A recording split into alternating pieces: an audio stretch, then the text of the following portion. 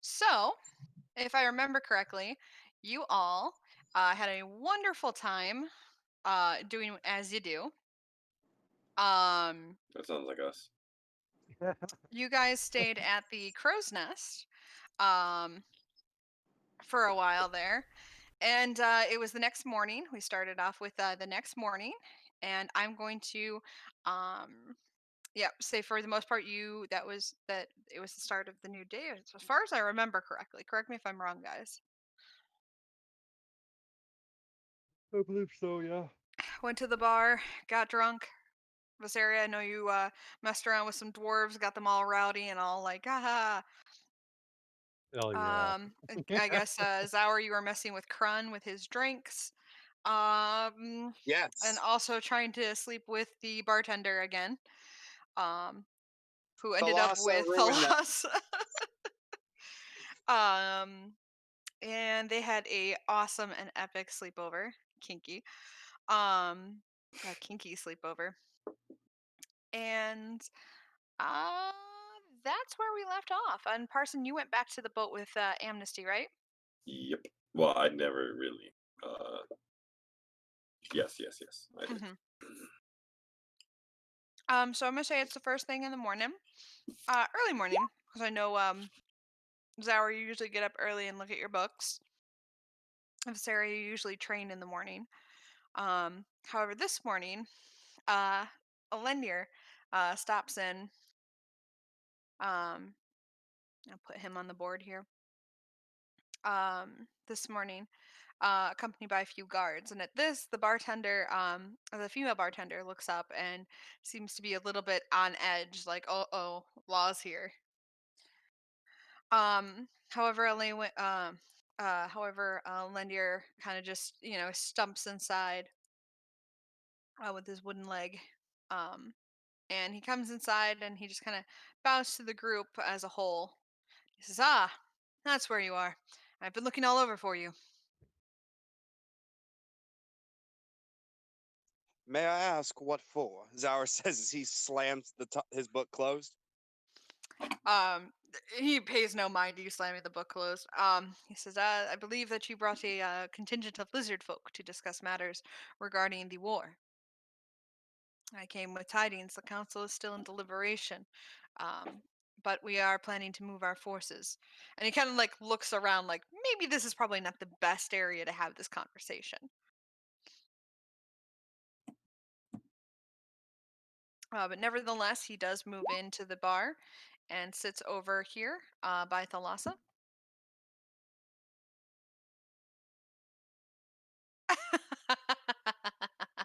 Thanks, Thalassa. Listen, you know I make it look good. Um, so as Elender sits down, he puts a gold piece down and he kind of tips his hat to the two and says, "Meal, please, just a meal, and none of that lobster one, please, if you please." And the owner nods her head and runs around gathering up ingredients for a very fine meal. And as Elendir waits, he turns to you guys as a whole and he says, "The council is still in deep discussions. In fact, they'll be having caravans of lizard folk coming through in the next few days, so we can discuss with their entire war council. This will be the first time we'll have such a gathering of important individuals. Um, the council doesn't seem to want to take this very seriously, given the state of the creatures that we'll be dealing with. But I've convinced them that this is something that threatens all of the Saltmarsh."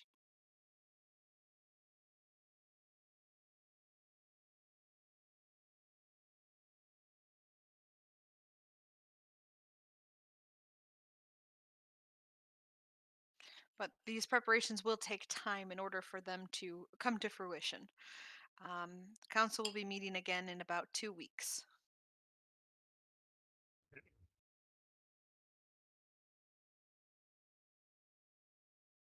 I've come to make sure that you'll be staying within the city.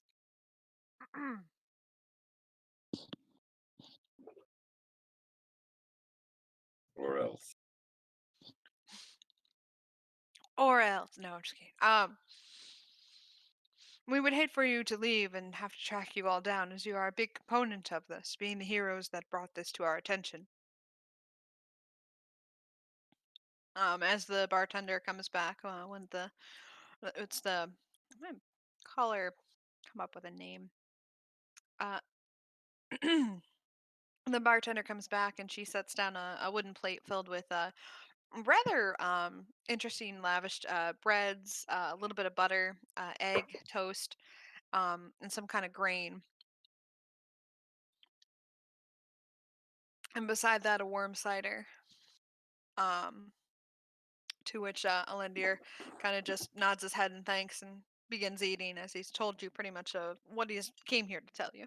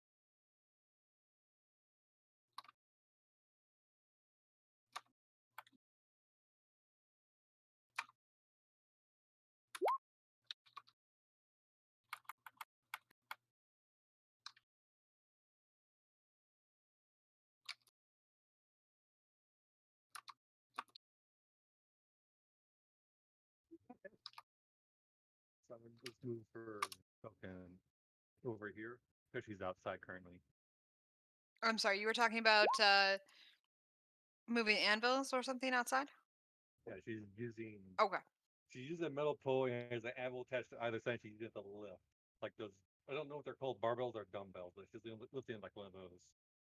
Okay. There's no one really passing by just yet, and then the out by the stable area seems to be kind of empty actually.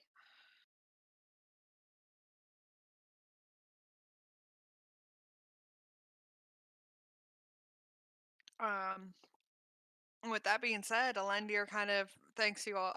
Continues eating his meal. He kind of pauses and he says, "I believe the lizard folk contingent will be staying within the town hall. They've been giving kind of a semi-permanent residence here, sort of like an embassy, if you will." Where their folk have congregated. I believe I've seen a few of them walking about the city, but the council would urge that we keep the peace with them. Already, I've had to stir up 3 fights currently, and break them up in the several of the taverns. And he kind of like looks over to the bartenders, and he's just like, several fights. It's been quite quiet out here, outside of the chance of the mug chucker. You see a few dwarves in the corner, down over here, kind of like they lift their heads almost like in a drunken slur of mug chucker. And they're kind of like slumped over the table. Um, in like that hungover phase.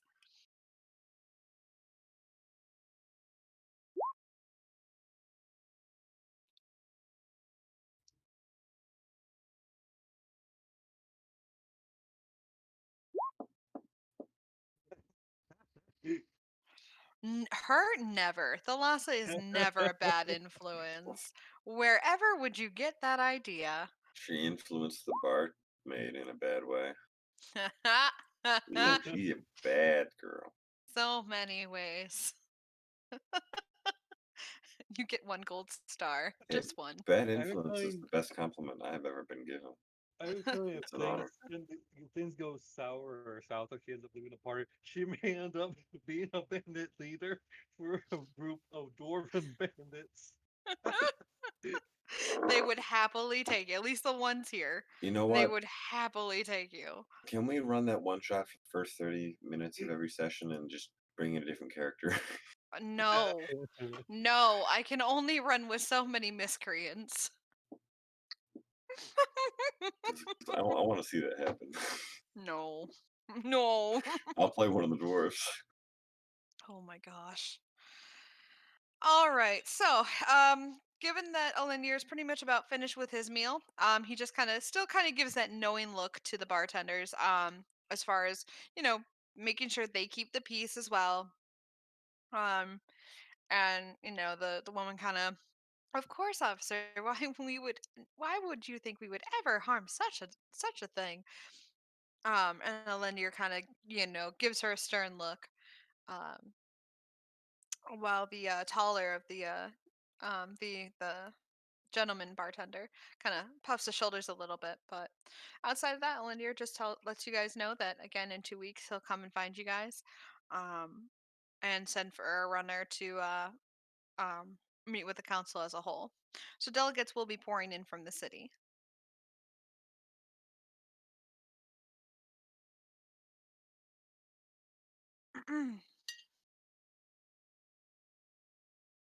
He also mentions of that while you're here to enjoy one of the weeks later in the week is a festival dedicated to honoring the ancestors, and that is it is something to behold for Saltmarsh and to enjoy the festivities.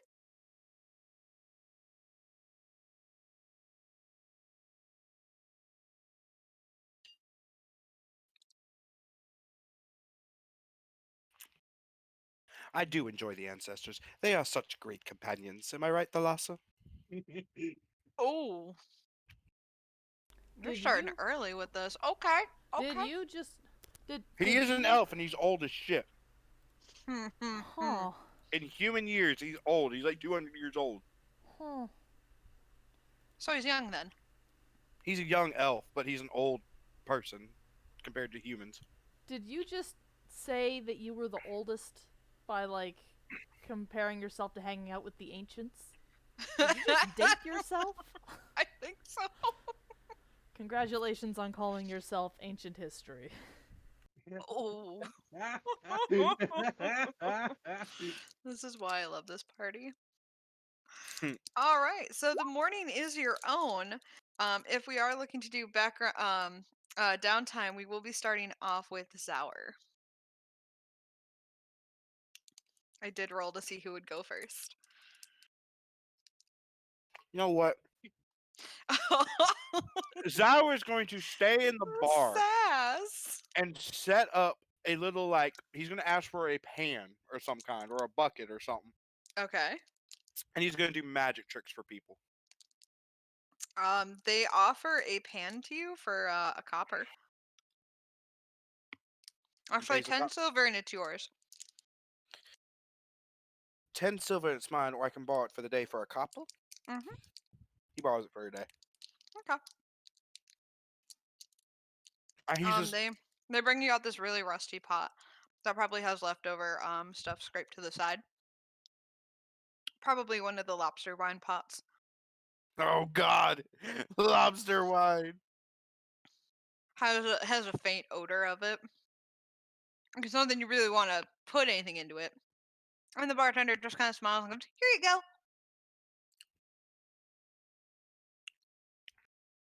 Thank you. And if I may, oh, wrong thing, sorry. I'm trying to look at it, not put it up there. Hmm. Uh, he crafts predigestation and cleans it. Mm-hmm.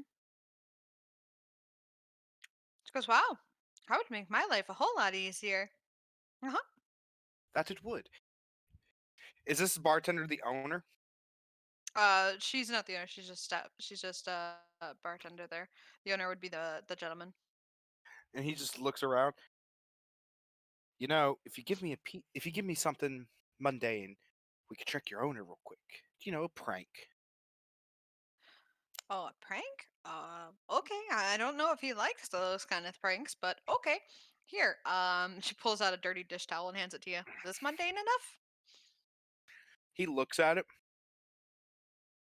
before. I'm trying to read this.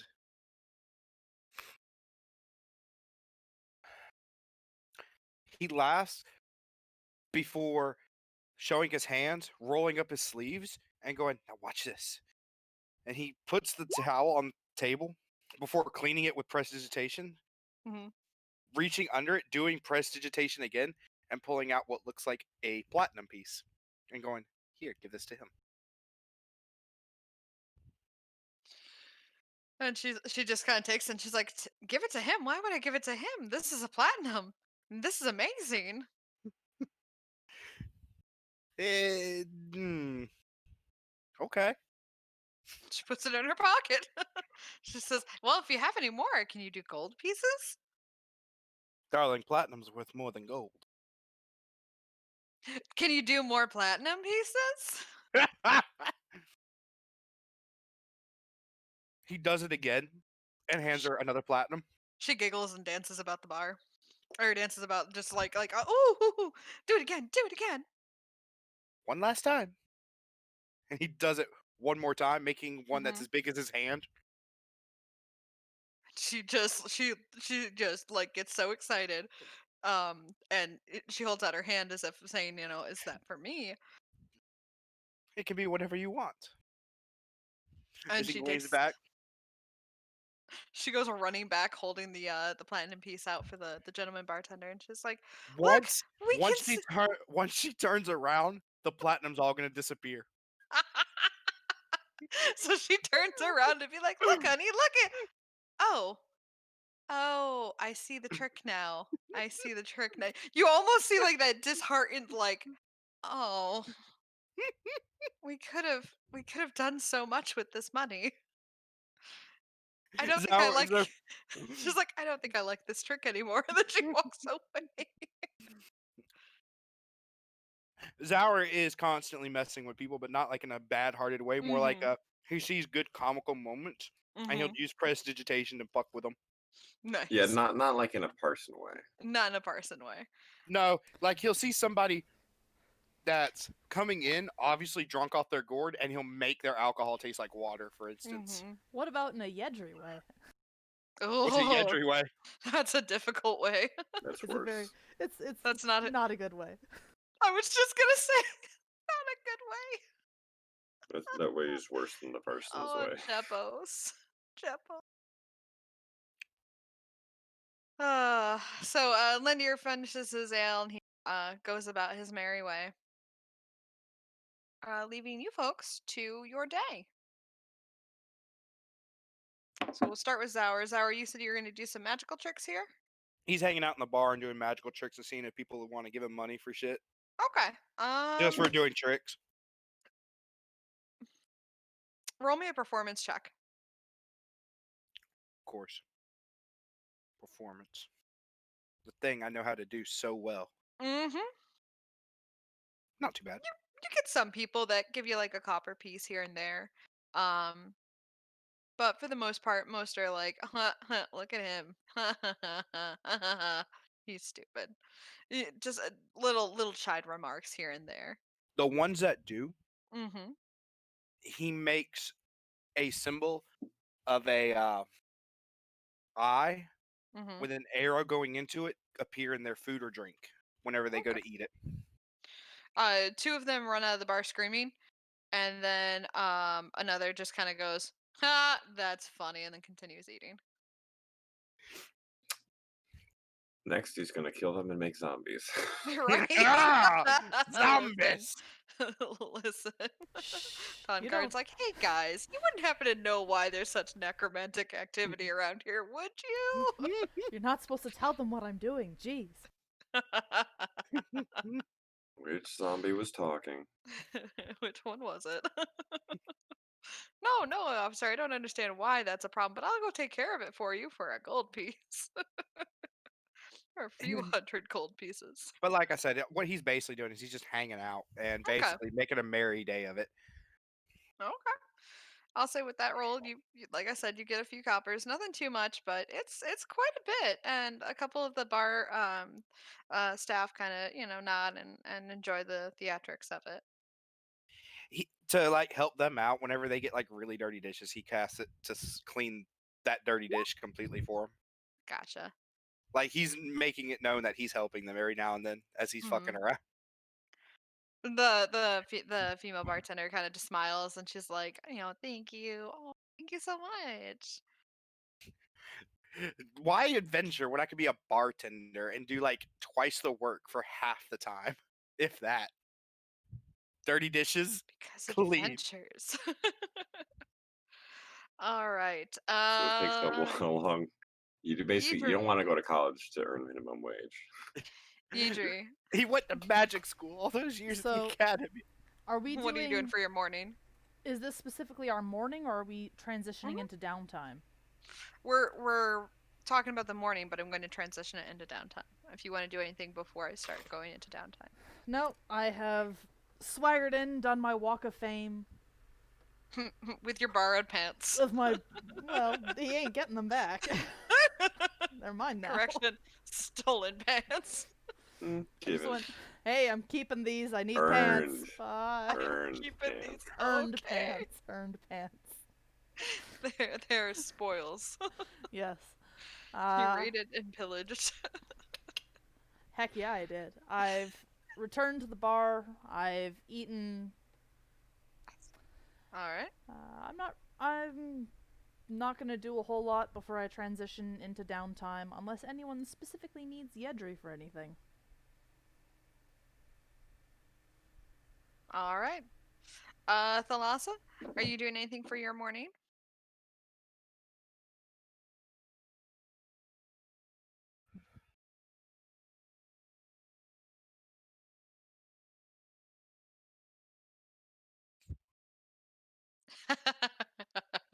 Not hard to do. Not hard to do.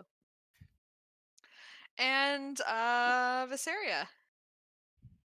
She's going to get some breakfast.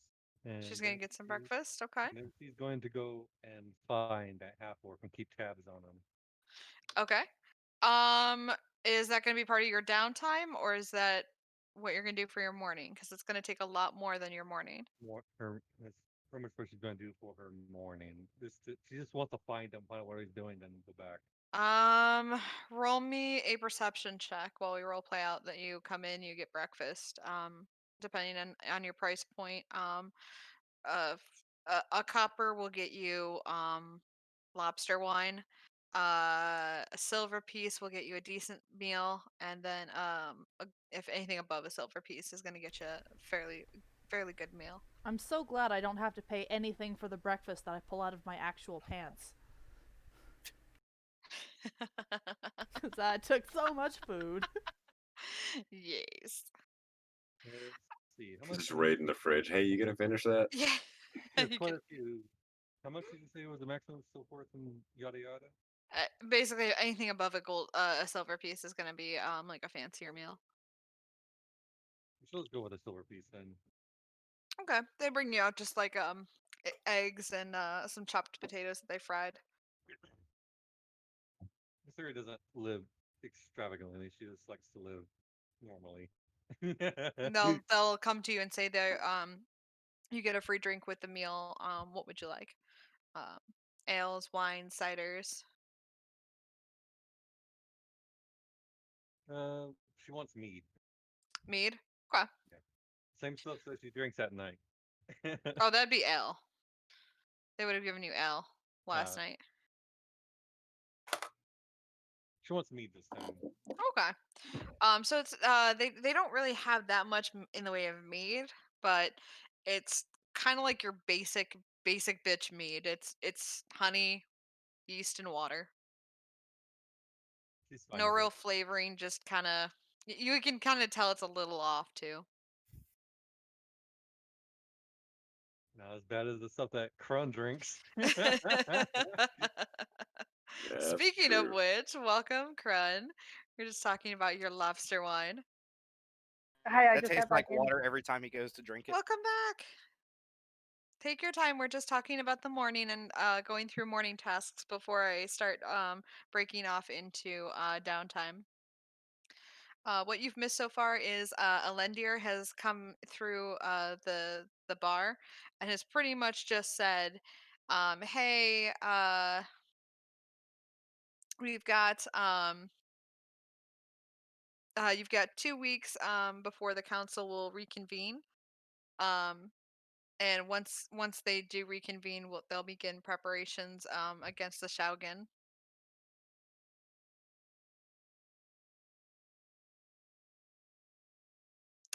So the Lindir is kind of just letting you know you guys got 2 weeks for downtime just to hang out. He did make mention to kind of not so much a threatening gesture, more as a hey, don't leave town, okay? For no apparent reason, just don't leave town, okay? Kind of stick around town. So no wild seafaring adventures just yet. And the party's just kind of wrapping up their morning business. Visaria, I will say with a 19, you kind of get conflicting stories as to where the orc has gone, half orc. Some say they've seen him by the docks. Others say that they've seen him leaving town. But you can't seem to pinpoint his location. Okay. And of the ones that have given you a description, they've given you a correct description of a half orc. The first one that you come across is actually Verthag, from the nobleman's estate, whom you met the previous evening. Alright. Alright. I mean, she can't find anything. She's just gonna head back to the tavern, Okay. and she's going to let the rest of the party know that she can't find the half orc that came with them on the boat. What you mean, like the crazy one with the spider? She nods. I mean, he's out of her hair, right? It's not like he's our responsibility, right?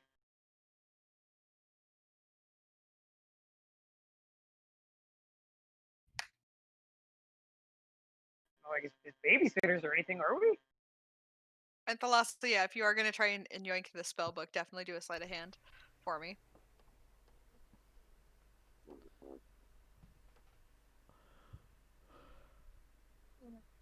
This area just kind of shrugs, and she's just gonna go back to her drink. Okay. All right, Mhm. cool. Out of sight, out of mind. We don't have to deal with any of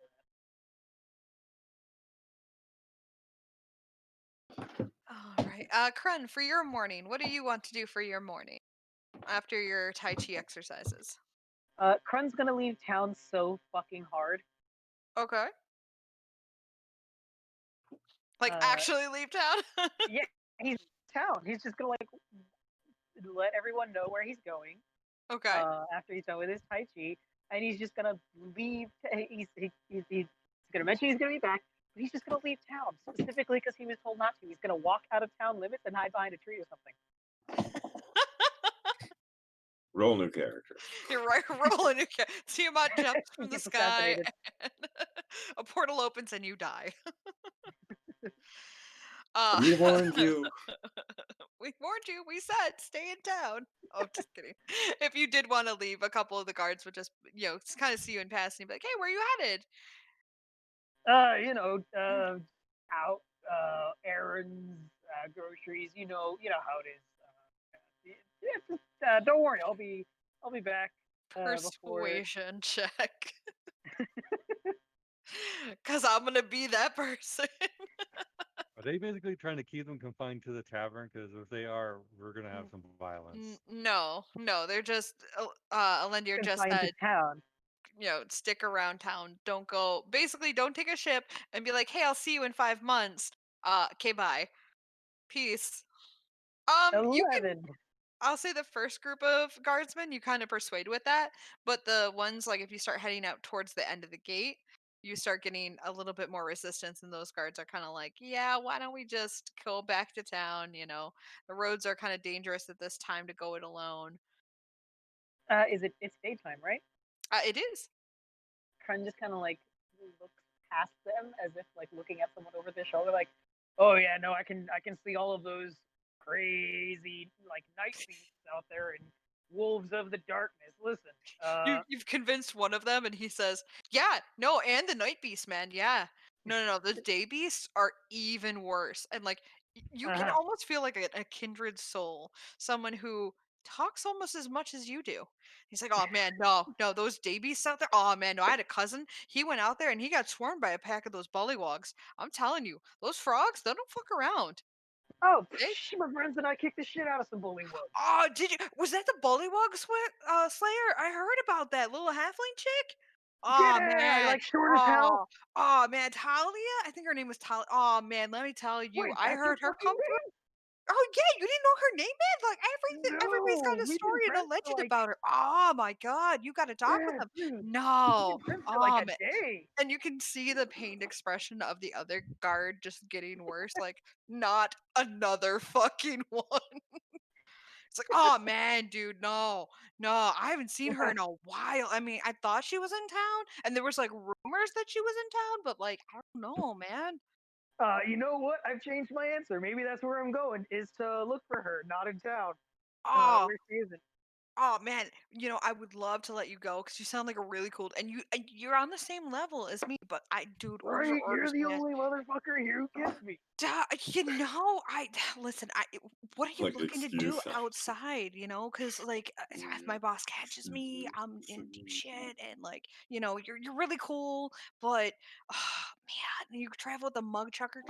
Could you get me like a mug engraved by the mug chucker? Like, I'm just saying. Like, I've Hey, seen guys around town, and she seems like a really cool person, like really dude, she's a tall. badass. What's your name, man? I will get you that mug. My name is God, I'm so look, I'm such a Chad Sounds like right the now. DM I taking don't her even notes. know my name. Like, My name's Bartholomew, but everyone just calls me Bart. Like, I don't know why my Bart. mom called me Bartholomew, but Bart, yeah, just Bart. Just Bart's All okay. right. I got that locked up in the dome piece. Krun has immediately, above table, Krun has immediately forgotten that he wants to Yes. leave town because he was told not to. Kudos to the DM You're for welcome. playing. Because if this didn't happen, his next move is going to be like, hey, so you guys are guarding the road. They'd be like, yeah, no, we're guarding the road. Walk 10 feet to the left of the road. Walk. Step over the line. Like, I'm pretty sure if you asked Bart'd be like, yeah, I didn't see shit. But nah, so Krun does his best to memorize the name and immediately Uh-huh. like turns around, like waves goodbye and turns around to start heading back He towards the waves. bar. He waves excitedly back at you, just like with enough. He's like, "Oh man, yeah, tell her I said hi. Oh man, this is the best day of my life." And he like turns to his other buddy. He's like, "See, I'm telling you, you just gotta be like a people person. Just talk to people." And you can just see like the inner screamings of this guard, like, "Oh, I just want to kill him, but I can't." Oh, that was beautiful. Thank you for allowing me to have that moment. That was beautiful. You're welcome.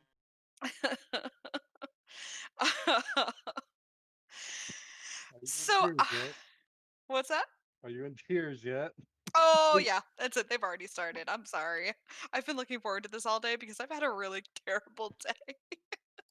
Oh, Anywho, so let's start. I'll say that you can continue, guys, in the ambient chat doing just ambient RP through in here. But I'm gonna start. Let's start our first. Excuse me, our first week of downtime. So I'm gonna start with Zower. Yes. We are gonna start with you. From my notes that I have here. Um, we He's have you doing library and research. Are you researching anything in particular? he is going to research magical things and Okay. Magical anything things. pertaining to what the most recent information Alindir gave him. Regarding I believe he had another a task for us. I can't remember. Like, I'm sorry, I was getting food when you did it. So okay. No, they basically just said that contingents of the lizard folk, basically the queen, her entourage, and the council members who'd already met previously when you guys went through the lair, um are going to be slowly arriving. And then at the end of the first week is the festival to honor the ancestors. during the festival, he's going to enjoy that because I didn't Okay. think about the Yep. festival. I'm gonna reconvene you guys back for the end of the first week at the festival. It's kind So of a he's so he's basically just looking for arcane knowledge of any kind he can okay. find in the library All that he right. So doesn't I'm gonna already do. possess. All right. Let's do. More specifically in the necromantic arts, if he Uh huh. can. But he'll Okay. take anything he can get. Okay. Let's see what you get. If I remember how you do downtime.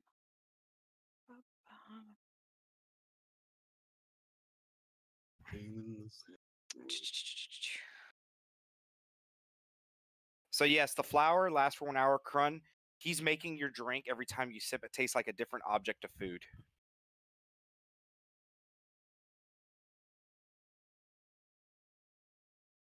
Uh, okay, so the first time that happens, Kron just like sips it. And, oh wait, I can do Foley work.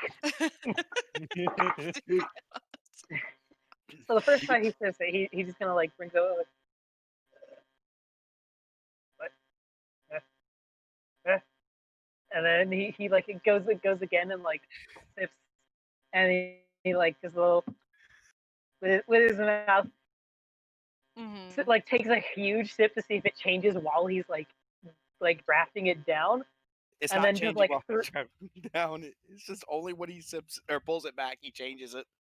then All he does right. like 3 cartoonish like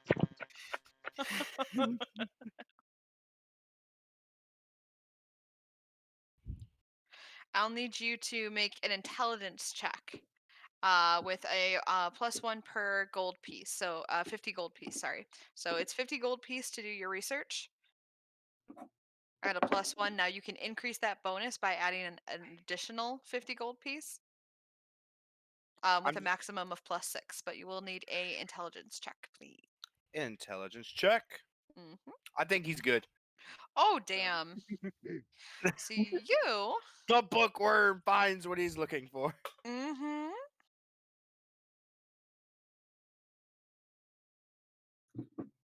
I'm going to give you 2 monsters and then a piece of necrotic.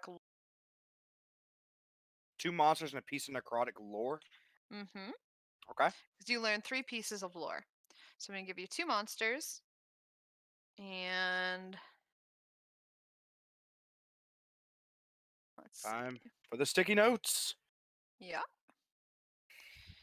Oh, why are they sticky? Ew. The first piece I'm going to give you is actually from a legend that you received. And that is in regards to a familiar ship. That's why it's so easy to discern it.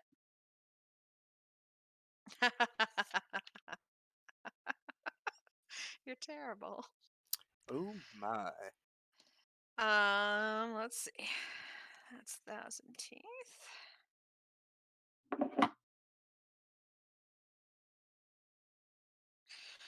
So you actually learn about the Emperor of the Waves. And the information that you pull is Isn't that the for ship we were just on? the ship you were just on. Interesting. Mm-hmm. Almost like there's lore in the book. Almost like I might be using that lore because I didn't have anything research items. Because when they say research, it's just like lore items. Lore items. Where are the lore items? Where can I find this magical thing? Oh, but research something we're not gonna go back to is no fun. Hmm. You find that the ship was nearly sunk in a storm that drove it off course, but it did remain seaworthy through the notes and the charts that you were given. Um, after the storm Yeah. subsided, however, its surviving crew members dropped an anchor at an uncharted island. When they came ashore to look for food and water, they discovered that the island, was inhabited by tribes of primitive humans, orcs, and goblins ruled by cruel druids who worshipped Loth. And she is the aspect of the Queen of Spiders. Orcs, goblins, and humanoids. Yes. Well, well, well. Oh, Does well, it tell well, me? well. Does it tell me where this island is, or if they are still there? The notes aren't really clear as to if they are still there. And they do not. They refer to the island as Uncharted. Okay. Should've Sour tried takes to- notes of that before, Mm-hmm. grabbing some map charts as he continues to read to kind of like discern where an uncharted island might be. Mm-hmm. But I'll say with. he's gonna go Go back ahead. to reading before he does all that. He's just gonna Okay. grab charts. Okay. So I'll say within first couple days you find that information, even by talking to a couple of the shipmates that worked off of the Soul of Winter and Hmm. hearing the stories from the dwarves. Okay.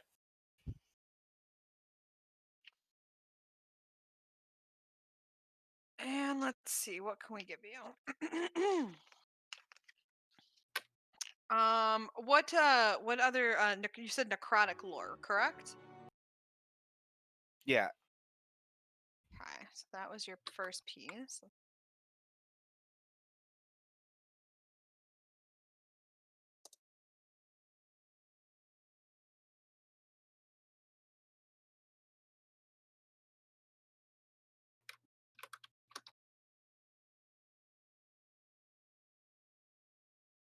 All right. I have to duck for about half an hour. I will Okay, be back, however. perfect.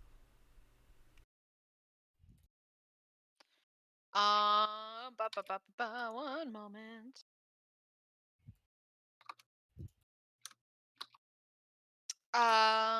What necromantic spells do you already know? Let me go to my spells because I have a lot of them. Okay. Uh, Ray of Sickness, Vampiric Touch, Animate Dead.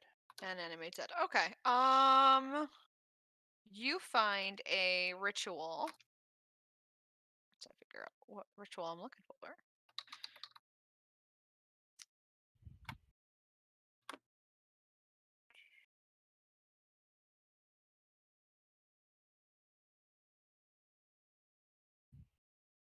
Bear with me here.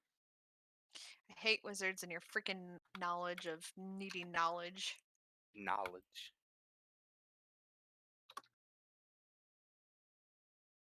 I like knowledge. I like trains. I like train. Don't.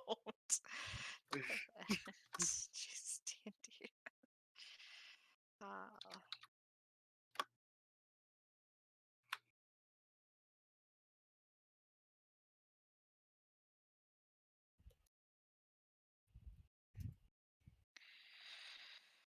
ay, ay, ay, ay, ay. Why you gotta do this to me? Why you gotta do this?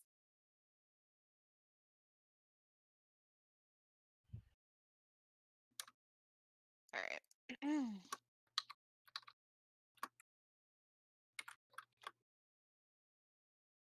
Give you the monster first before I go into the ritual. All right, so you get information on skeletons. Ah, Pass that over to you. They Via live DM. inside your body. you might want to just give me access to the skeleton monster and the zombie That's monster. kind of what I'm doing. And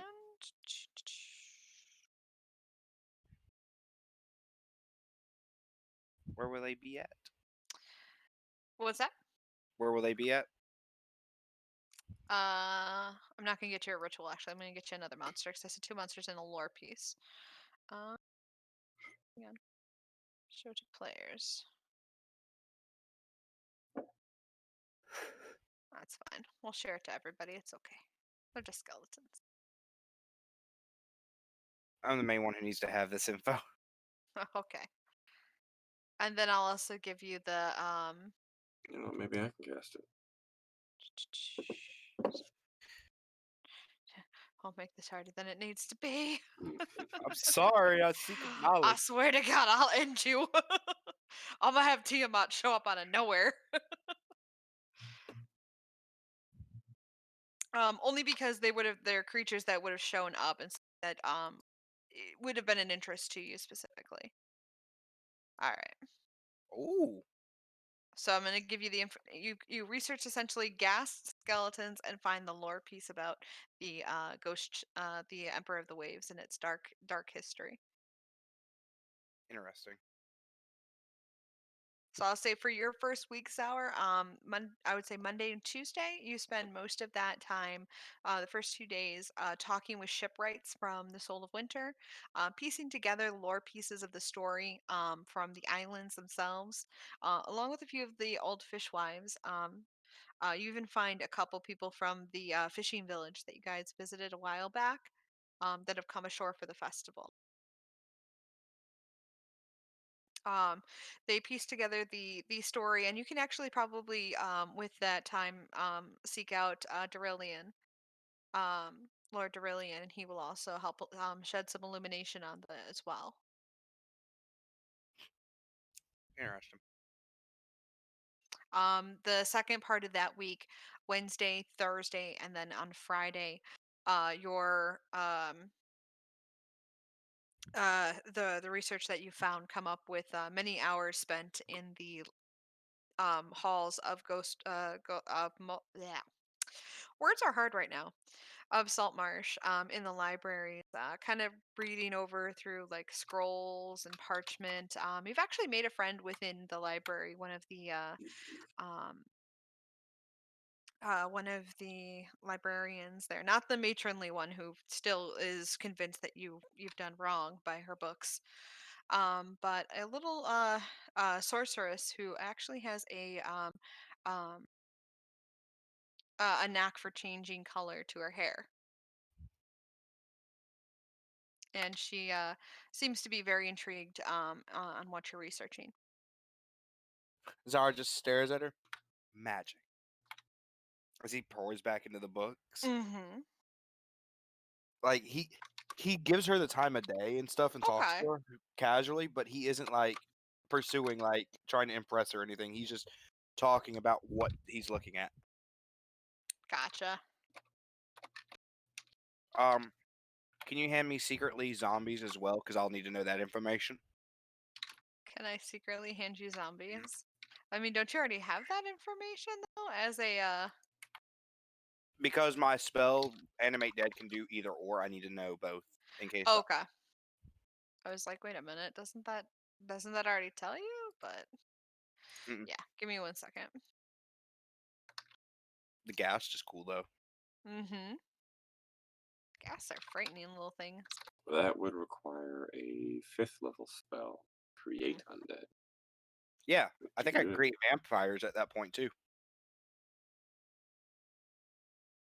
There's a point I know I can create them, which is hilarious.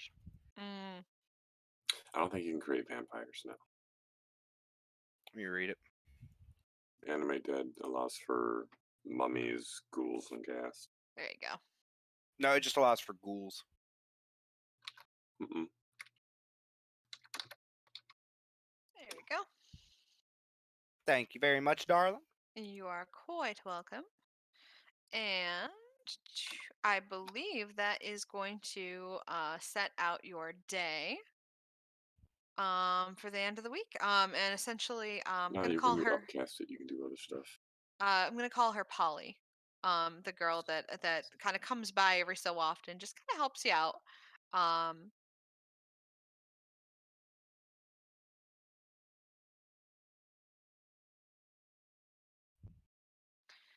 and that is your week, Sour. Is there anything else that you'd like done with that week, that first week? No, he's just hanging out. Okay. Alrighty then. Ba, ba, ba, ba, ba. Let's see who we got next. Who do we got next on our downtime list? So that was Zour. Visaria, I have you up next. I have you down for pit fighting. Is that correct? Yep.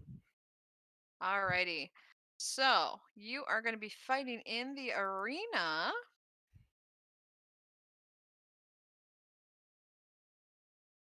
Put my NPCs up here. Bear with me just a moment.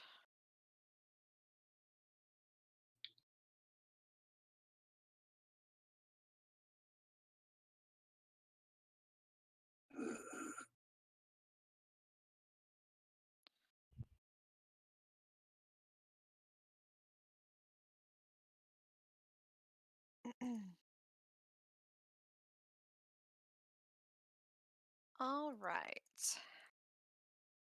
Doesn't take you long, but you do find a kind of like a makeshift. And it's not the full arena because Saltmarsh doesn't really have its own arena. However, I'm gonna put us back on the map for the town. Since I actually have the book this time, so I can tell us where things are. The dwarves actually have a small ring set up, and through your contacts with the dwarves, you're able to kind of gain some favor from them. So they kind of let you in on one of the pit fights that's going to be happening fairly soon. Um,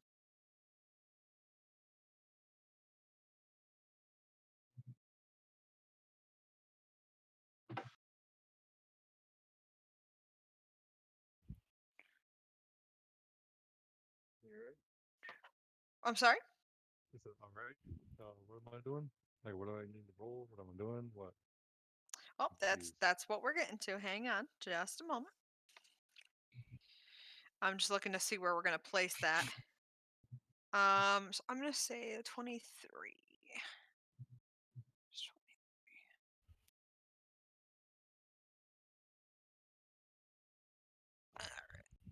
just grabbing people up, making sure I know where things are here. Dwarven Anvil 17. Down over behind the Dwarven Anvil, just about here, is where the fights are taking place. So, zoom in a little bit. On my map, 23 is here. 23. 23 is right there for me. Right, this is 17. I was looking at the Dwarven Anvil, which is 17. Okay. So it'd be about in this little About over courtyard. here. Yeah, not in the courtyard, back behind the shop. They wouldn't do it on the main street. They'd be pulling you in the back and saying, "Come on back, come on back."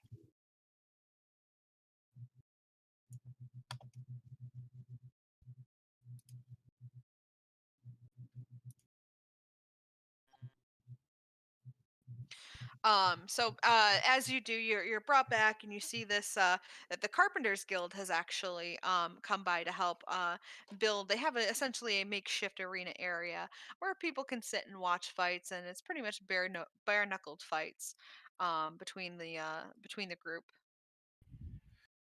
You Okay. see a bunch of dwarves, some old grizzled fighters from the war, Be right back. old generals, things of that nature. All right. So they've actually done just it's just bare knuckles, kind of your boxing your boxing rings essentially. No weapons, no armor, just your fists, and the guy ahead of you. So I'm gonna have you make 3 checks. One for strength, one for dexterity, and a constitution check. So the first one I'm gonna have you roll is athletics. Next, I'm gonna have you roll as acrobatics, and the last is gonna be special constitution check. This is to characters hit dice. Constitution said, Okay. is it Constitution save or check?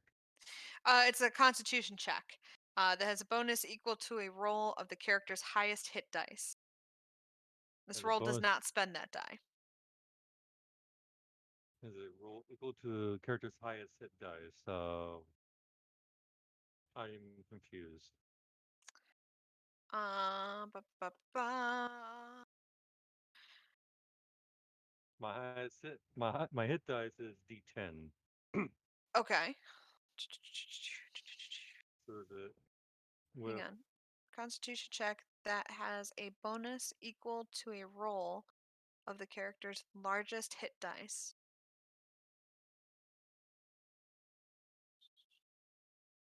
I hate how this is worded. I'll say you can replace the last one with an attack roll using one of your weapons. okay? I mean, it's because if we're gonna go if it's saying equal to my highest hit dice, my hit dice is D10, so it would basically be my Constitution +2 because of the modifier, plus Mhm. 10, which would be a plus 12 Gotcha. if we're going by that rule. I just want to double check. Each of these checks is plus 2d10s.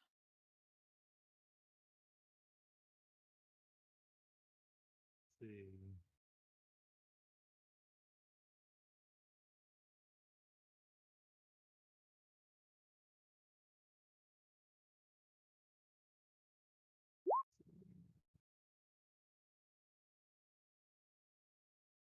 Your first two make it just fine.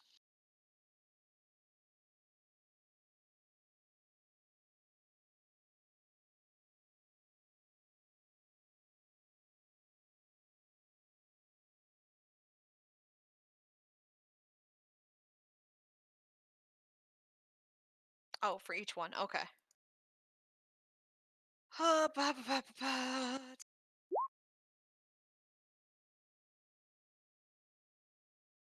Perfect. So your first two fights are fine. All right, so if we're going to be using the rules as they're written, that's a D20 because it's going to be my Constitution. I'm going to add a plus 12 to it. And so I'm just doing what the rules say. It's you have a bonus equal to your highest hit die, which my highest hit die is 1d10. My con modifier is +2, so that's a plus 12 for my Constitution special Constitution check. So that'd be an 18. Okay. And let me do the last roll. Okay. Not by much. So yeah, you win all three fights. Nice. And that is 200 gold pieces. I will say, people bet the matches. Each brings 10% chance of a complication.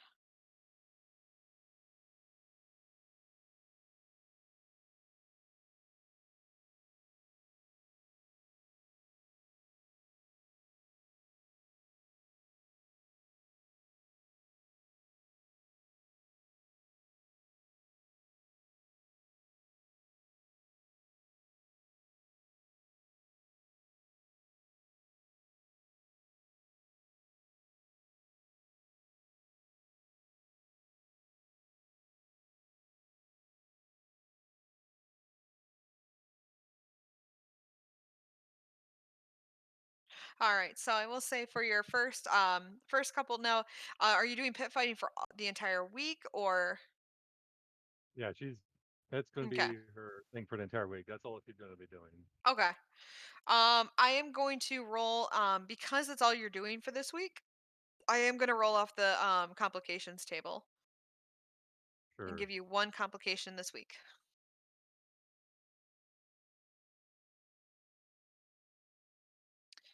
Ba, ba, ba. 1d6.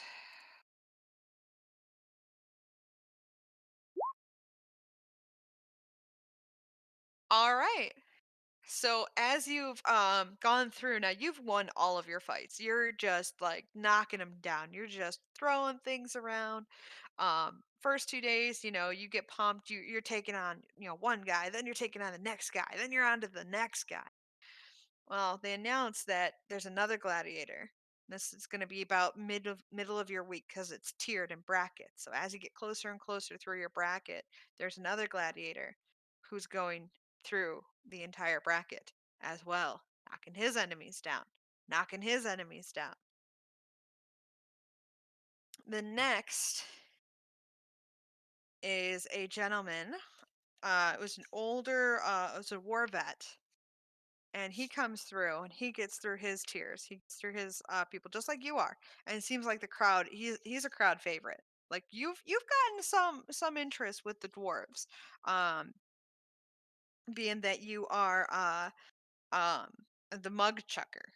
Your fame is starting to grow a little bit, and people tend to be like, "Oh yeah, mug chucker, mug chucker," and you hear the chants throughout the gladiatorial arena. However, there is a chant for another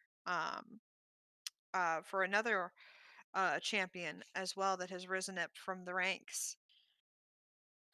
and he has become kind of a just he is known throughout the land with a name that I'm searching for frantically apparently.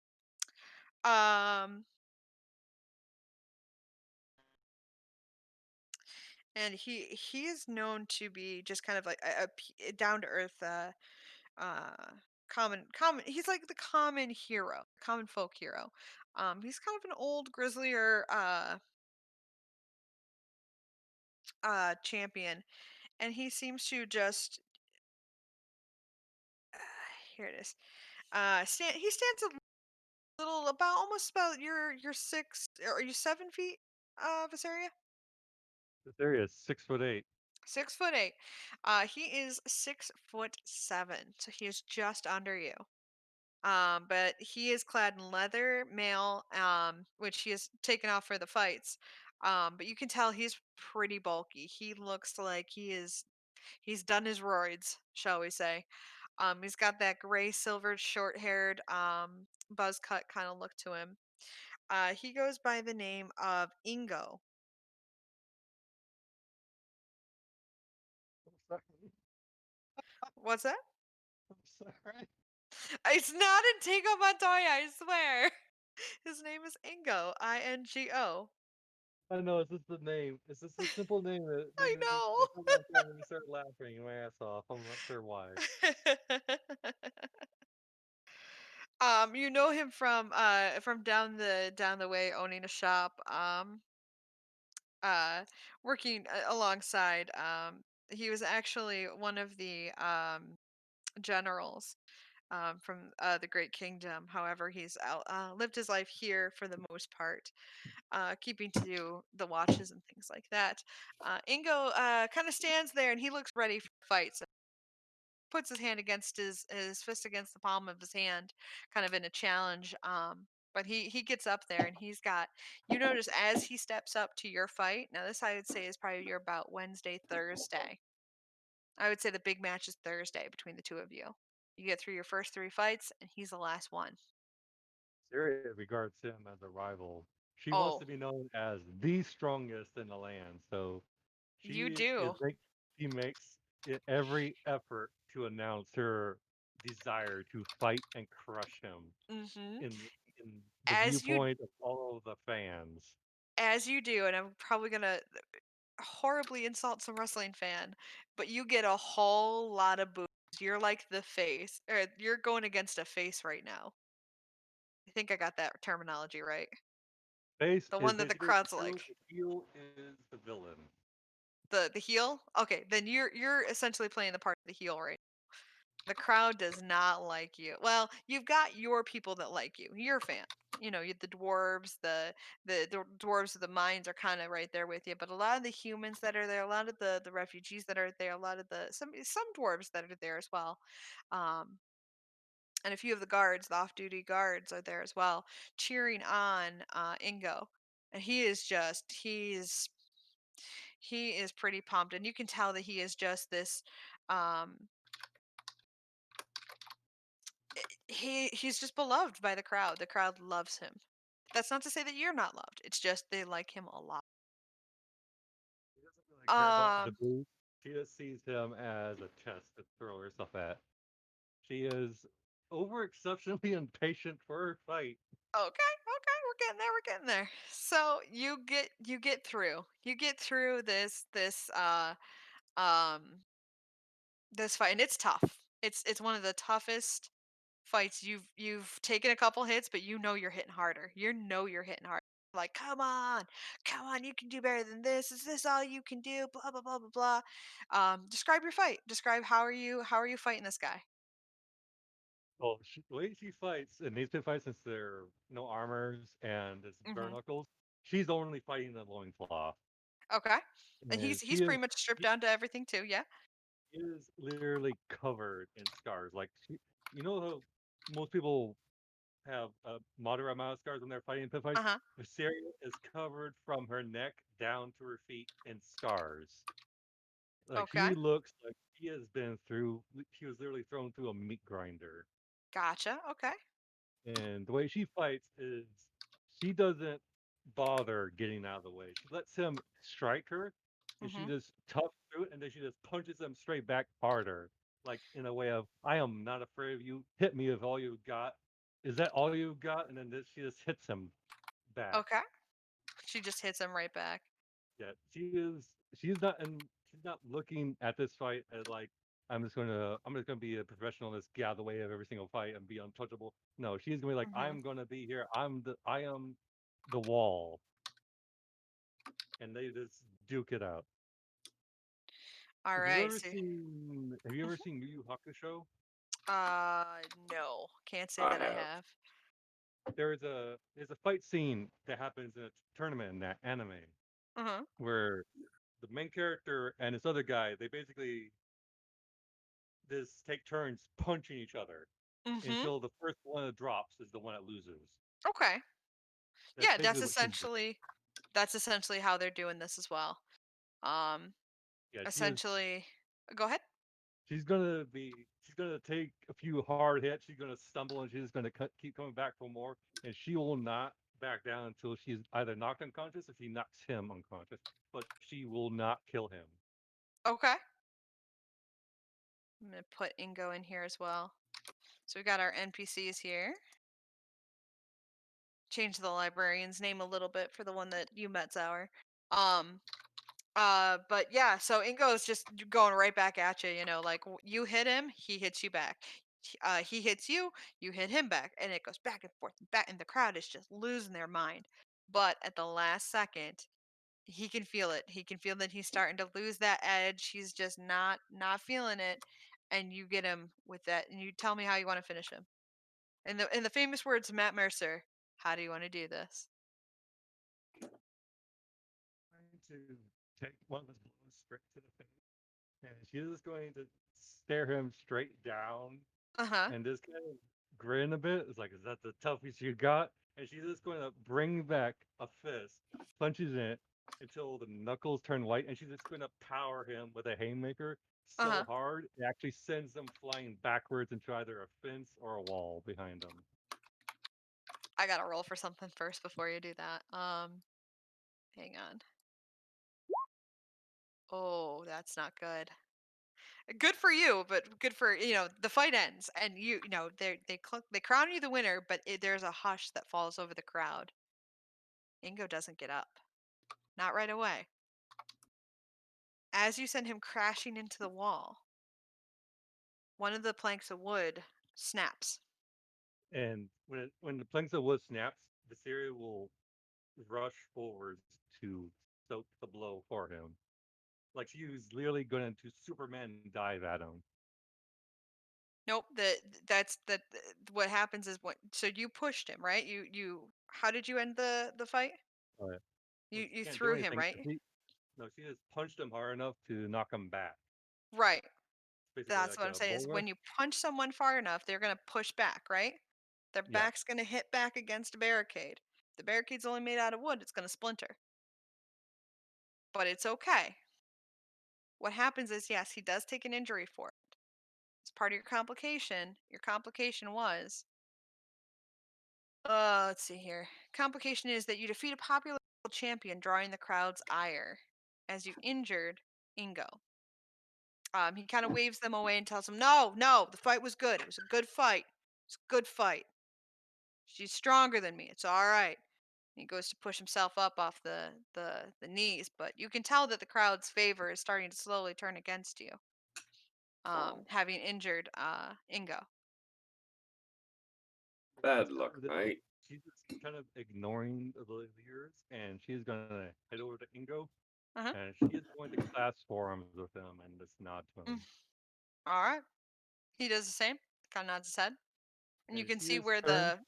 Go ahead. turns towards turns towards the crowd while they're still clapping for him, and she's going to hold up his forearm, and she's just going to roar and cheer. Yep. He kind of does the same, but you can tell that the crowd does cheer. The crowd, acts, explodes with cheering, the raising of mugs. Your Dwarven contingent is still screaming "mug chucker" at the top of their lungs. By the way, you have now made friends within the dwarfs. Um. Uh. but Ingo definitely kind of lets go and to go and take care of his wound. And after that, she is pretty much going to get her gear back on, and she's going to collect her winnings. All right, 200 gold pieces right back to your right into your pouch. You can see a lot of betters are pretty angry about this. Maybe next time they should bet on the mug trucker. And there you go. I am back. You Sorry. actually hear a conversation. No, welcome back. You actually do hear a conversation as you pass Viseria saying, you should have voted on the mug checker. Well, I mean, Ingo. It's Ingo, man. All right. So that is your downtime for the week done. Really? Thalassa, who is also doing pit fighting for the first week, if I'm not mistaken. Correct me if I'm wrong. Alossa's doing pit fighting, then Viseria is going to cheer her on. Or was that Krun that was doing pit fighting? I have it listed here that you were doing pit fighting. Let me just double check.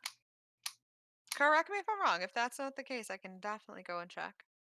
We can alter. She sent you in Discord what she was doing. Yes. She very much did. All right. So you were carousing the upper class. Boning with them. You were boning them. Understandable. Who's Bart? I'm sorry? Who's Bart? Bart was the guard that Krun met along his way about Oh my trying to leave Christ. the city. Oh my Christ. He's Krun 2.0, the human version. I like that Oh he fights dear with it rolled God. up. I don't think this world is ready for two Kruns. Oh, you missed it. You missed the beautifulness that was. All right. Cruising. All right.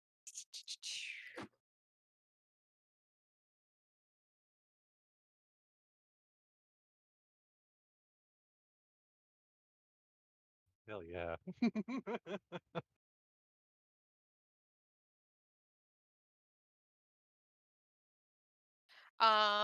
For carousing with the nobility, that will be 250 gold pieces for the week. Yes. Yes. I have all of that information. I found it. In terms of Um, serious living stuff, because we also have to pay for that, she's just going to live comfortably. That's okay. this. Just make sure that it gets taken off your thing. Where's the link to this?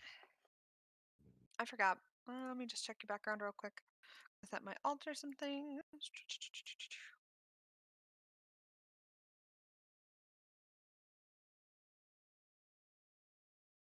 Hurry, no, you're good. Okay. So I would say after you, blah blah blah. You are going to need to make me a persuasion check.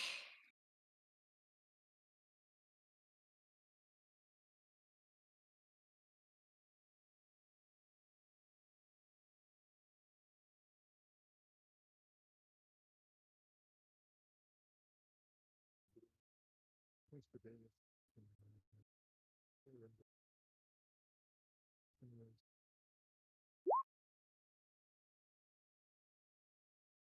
Yes. If I remember correctly, with Anders, if I'm not mistaken.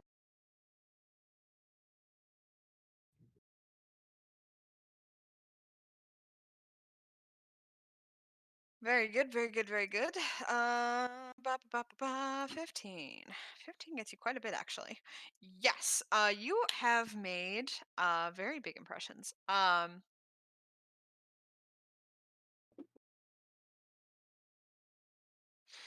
All right, so here is how we're going to lay this out.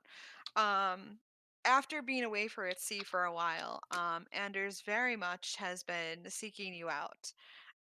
Are you seeking him out, Thalassa, or are you just like trying to, like kind of meander and kind of get close, and then go to some event together and some salon maybe one of the ladies was hosting?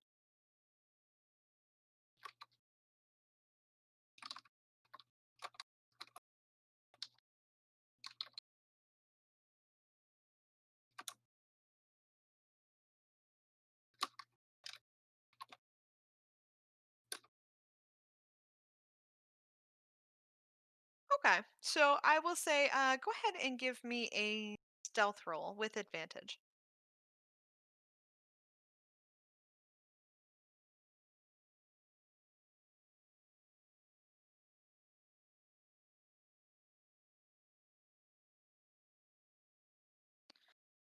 The right NPC tag on.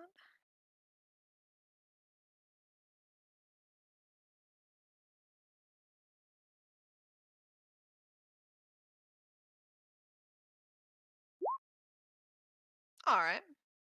If you want to tack on an extra, let's see, it was 50. So if you want to tack on another extra like 20 gold pieces, for a noble outfit, like I'm assuming fancier clothes, dresses, stuff for food, things like that, that'd be fine. Um, I will say for the first day, you kind of try and memorize his routine. It gets a little harder with some of the busier times in the market, but you kind of take that down as far as, okay, don't be at the marketplace here at this time. Instead, follow this route. Um, to be able to kind of follow his route, make sure you know where his whereabouts are. I'll say that probably takes most of your Monday, in order to kind of find his schedule, finding out when she can quote unquote accidentally bump into him. Um, Go ahead and roll me a performance roll. Let's see how well you do this. The dice hate you today. Uh I'll say that you kind of over it in the bumping, because you set everything up. Everything is all set to go on Tuesday, and you bump into him, but you actually kind of overstep and tumble kind of into him. But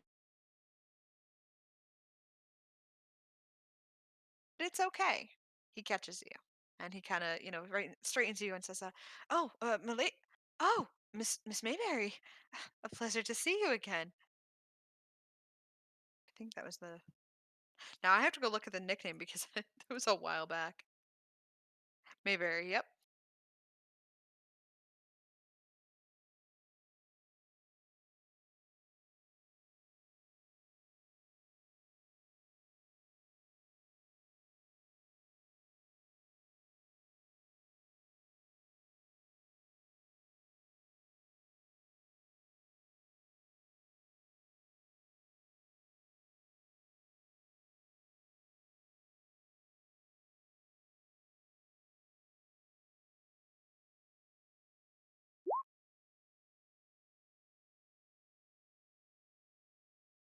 Oh, have you forgotten my name already? I must not be that memorable then.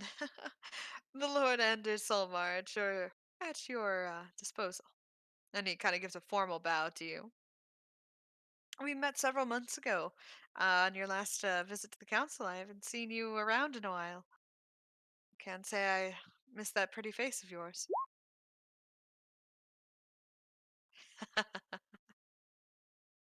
He kind of laughs and he says, "Ah, so you do remember me. I'm glad to hear it. What brings you out to the marketplace today, Miss Mayberry?"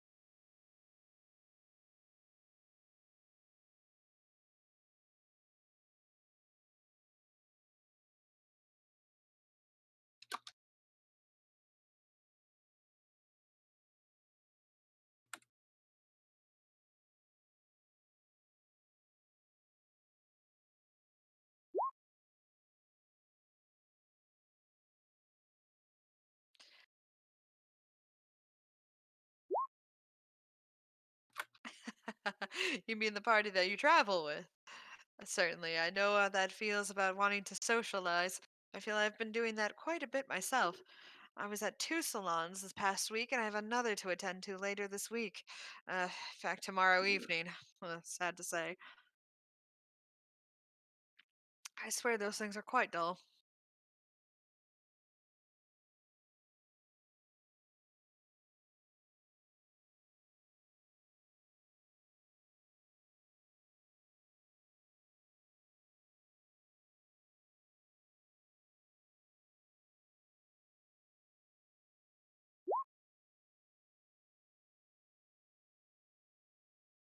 Oh, well, I'd be honored. I mean, if you'll have me. On your arm, of course, I mean. I wouldn't presume to know your intentions, miss. And at this, he kind of flusters a little bit and stumbles over his words.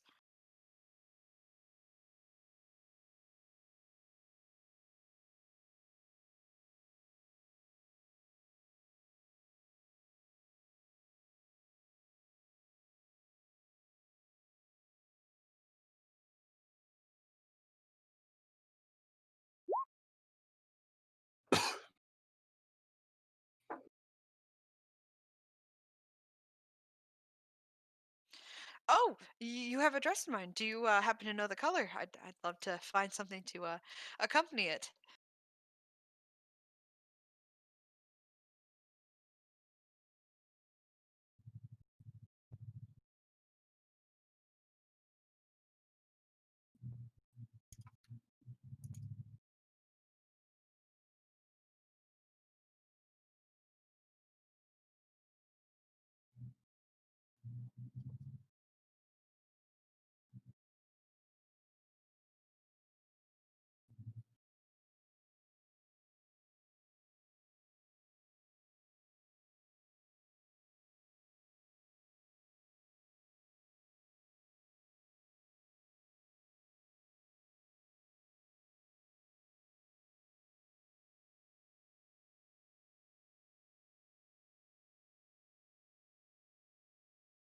Ah, seafoam with orange accents. I think I can come up with something. We do have uh, very skilled tailors in the market. I would very much love for you to accompany me. These salons can be quite tiresome. Ladies of the court have a keen sense about them. I swear they're sometimes worse than the men.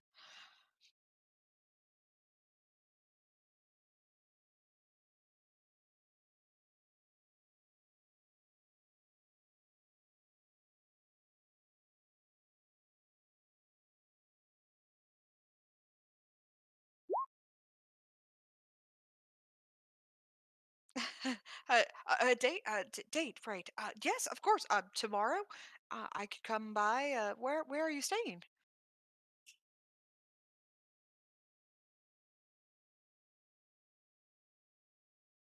I can send for a carriage. I mean, of course.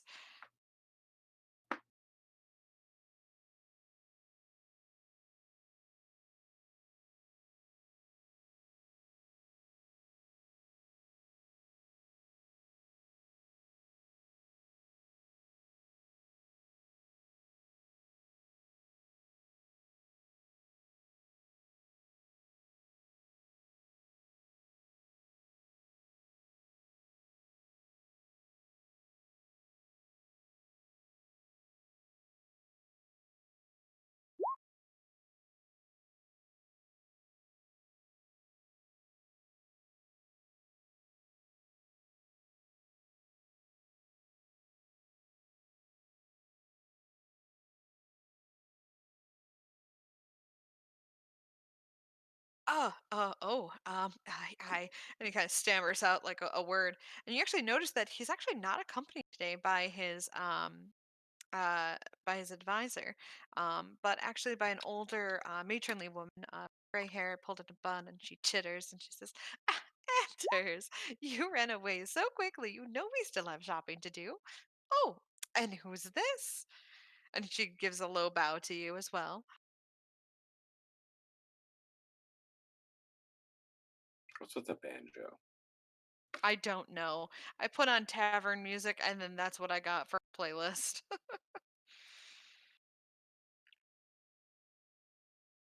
I can send you my tavern music. Just give me a minute. Yeah, I'll put put it in the it on bot. hold. Just hit a dash and then stop, and then it'll stop the music that's currently playing.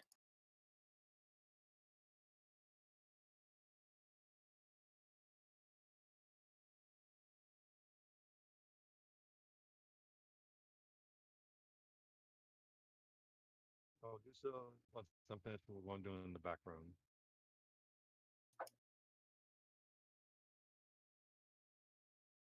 Ah, Selwyn, that is a very pretty name.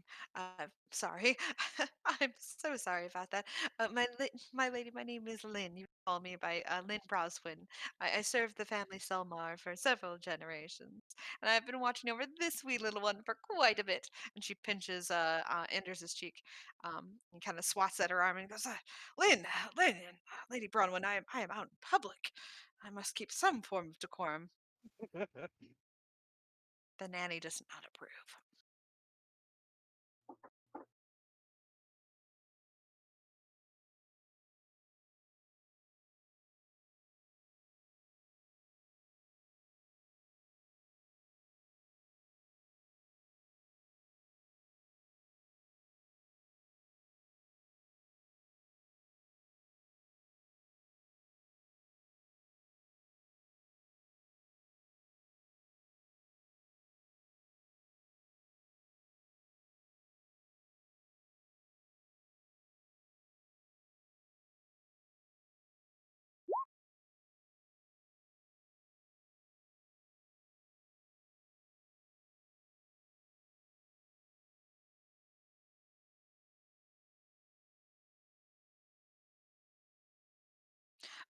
Right.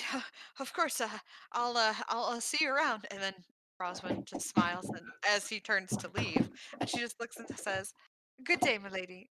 We'll be at the at the courtyards here, but by the town hall. One of the lord's estates is down by the way. We can have a carriage come pick you up if you'd wish to meet the young lord there."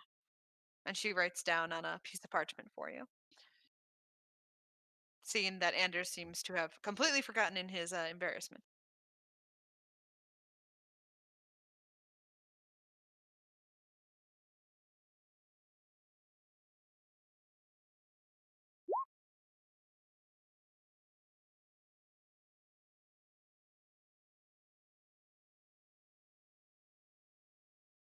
Let me see. What was I doing again? Oh, that's right. Music.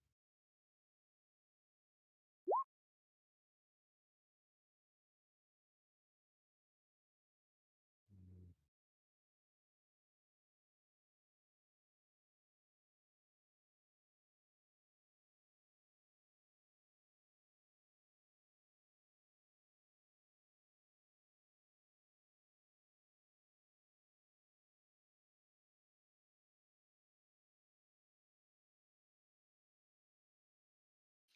All right.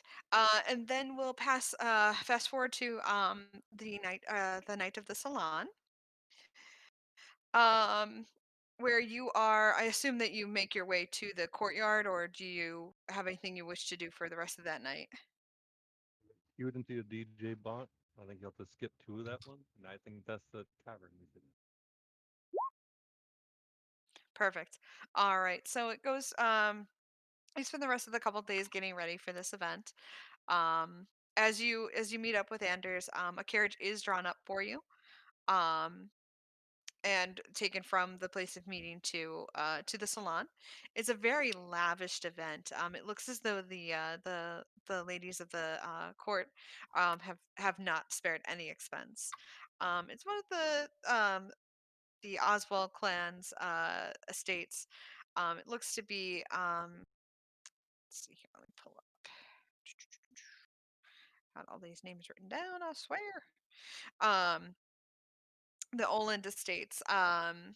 Etta Oland's one of the daughters of Etta Oland has opened up one of the estates near the upper east side, shall we say. There's a lavish estate with a few balconies where a few of the guests are residing, along with gardens and just lavished extravagance. You do see a few of the key players from the council. Alendir does not seem to be present, but you do see Etta Oland. You do see Skirin, Wave Chaser, along with Anders. And Galen, Prime Water, is actually there as well. Um, with Anders being your accompaniment to the party. He steps out of the carriage first and extends a hand out to you. Um, Says, welcome to the estates of the Olins. One of the daughters is hosting the party. To be fair, I think she's just trying to flaunt her wealth and trying to gain a husband quickly, if you pardon my saying. Uh, if you don't mind, I can introduce you to a few fellows. There is someone I'd love for you to meet. She's been there for me through most of it. Her and her husband run the main shop, the general goods store, if you will. But they've made quite a fortune with selling silks. Of course, the ladies go crazy for silks, and she's one of the only elves that resides here and sells a shop, or sells silks at her shop.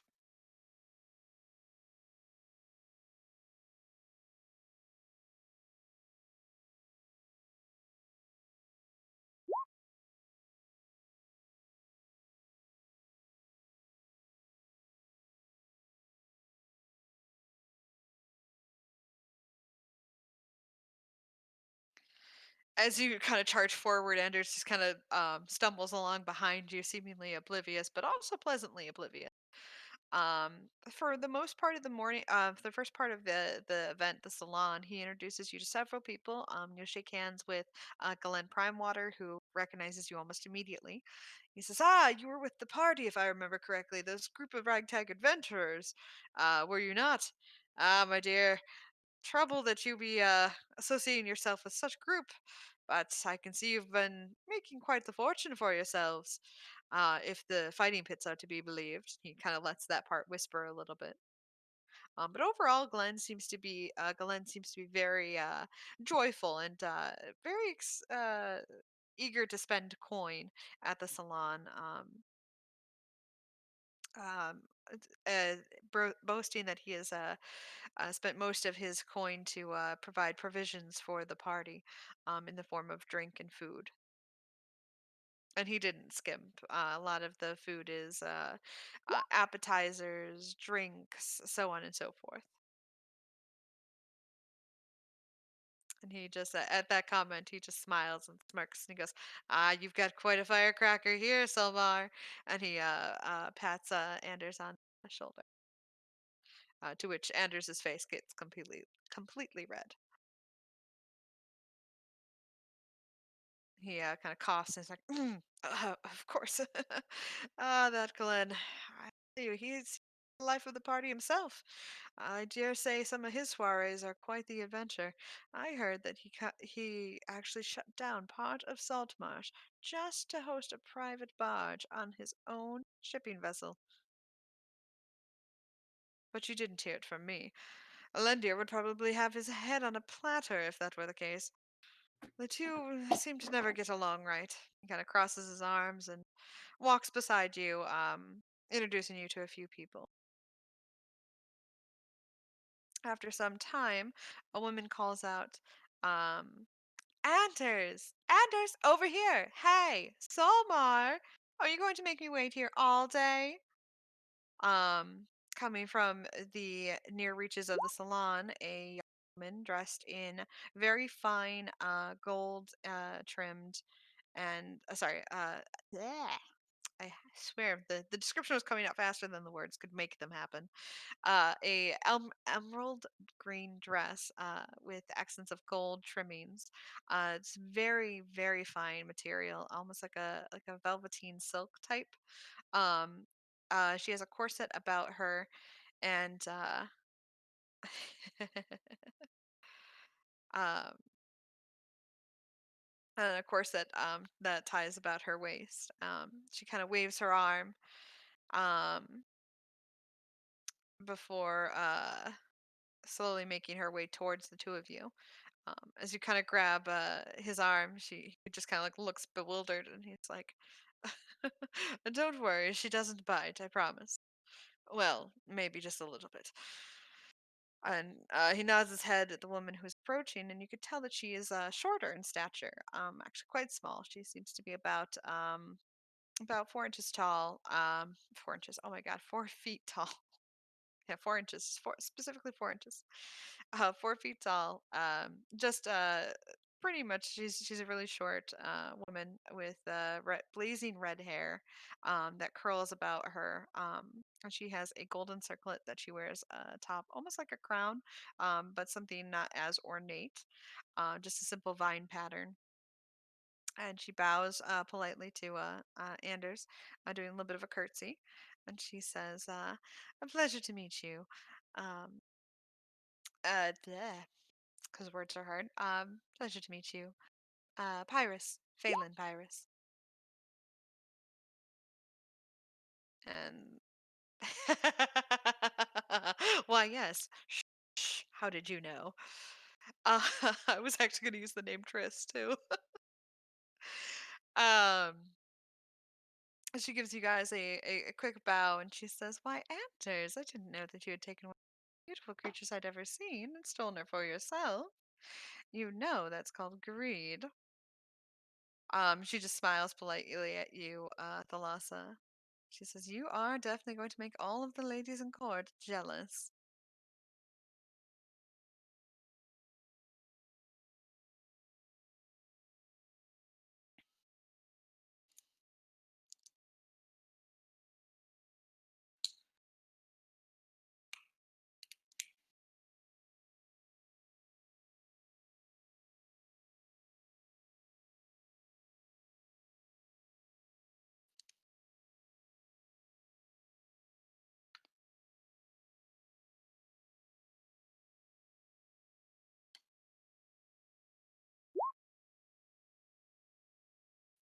She catches on to the mischievous smile and she grins even broader, with a mischievous grin to match her own. She says, "Anders!"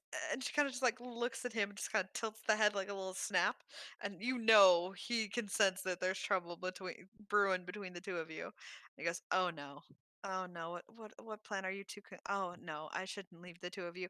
And she goes, "You were just fetching us drinks, were you not? That's a good plan. There you go. Off now, two drinks, maybe a little platter of those little sandwiches." And there he goes. There he So tell me more about this. You found our lovely little Lord Solmar. Tell me more.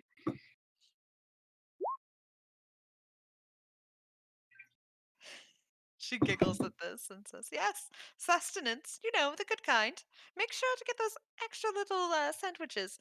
The one with the bacon in it, the one the girls don't eat. Yes, we'll take those." And it seems that while Anders is away, getting drinks, you've noticed that the ladies of the court really kind of give you that excuse you look. Um, as the Lord Anders walks away, the ladies of the court's eyes start to follow him, but Phelan seems to be giving you all of her attention. She's quite giddy, and she's actually very content to chuckle with you and just cause mischief and tell you embarrassing stories about Anders and his childhood. It seems she's known him for quite a bit of time, before she came here traveling alone.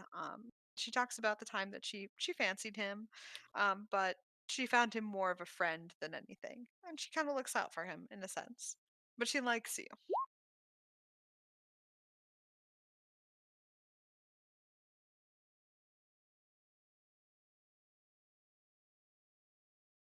And she kind of, smiles and goes, "Oh, that's just how I think about it. Oh, I just wonder what kind of trouble he's going to find himself in. But I think he'll be good. I think you know this."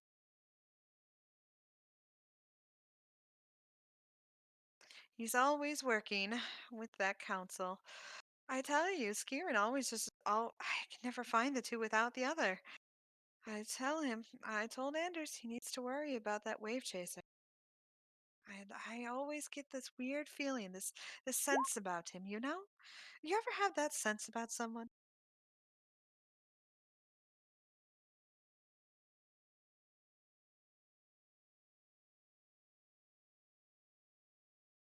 And you can actually see as Anders returns with a plate of food, it looks as though Sigrid actually kind of follows, and it seems to be walking in his shadow.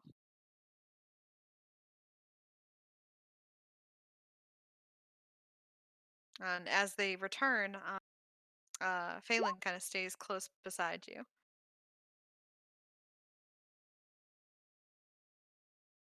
She takes the tray of food and drink from Anders to kind of pass off to you, and she goes, "That'll be all. Thank you. You can go now. Unless, of course, dear, you want him to stick around. He is something to look at." As he says this, or as, I'm sorry, as Phelan says, Skiren kind of sneers down his nose, goes, "Ah, could you be any more pompous, Lady Pyrus?" She goes, "Oh, I could. I could very well be very pompous. You see, my race is quite known for pompery. We do a whole parade in paradise, nothing like this sort. Much more elaborate. Have you ever seen real fairy? You know, captured, of course, and put into a thing of glass for lights. Ah, does not compare to whatever this shenanigans are." She stares down at her nose at Skiverin, and she says, "Is that pompous enough for you? I can always go harder." And she giggles towards you, Thala. And you can see that Anders kind of snickers behind his hand. And yeah, no, no. And Skiverin looks sharply at Anders, giving him that, like, "Ah, my lord." As you say this, Thalassa, Anders, who had been going to take a sip of his wine, immediately has it come out his nose. And Phelan is reduced to giggles. She is just, "I can't believe that." So for most of the rest of the evening, Phelan kind of sticks by you, and you now have a contact in the form of Miss Phelan Pyrus.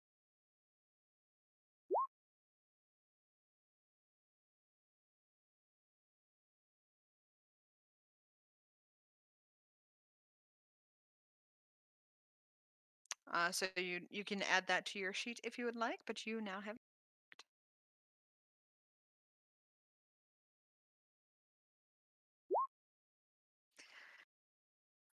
So for most of the rest of the evening, you're introduced to several different parties. You can tell that Galen is kind of the top tier as far as people of interest within the merchant class. He seems to be most of the wealth that comes in through Saltmarsh comes through Galen or the Olins. Um, Galen has kind of the backing of the merchants, and because trade flows through the sea and through where the port is, that is where a lot of a lot of the trade goes through, and is the bulk of what makes Saltmarsh the way it is, the very backbone, as he is clear to remind people several times. The other is the mine that the dwarves are currently mining with um, I believe one of the other council members, yes, with Mindstred Cooper, and her group of dwarves that are currently mining for different minerals and rare finds within the mines.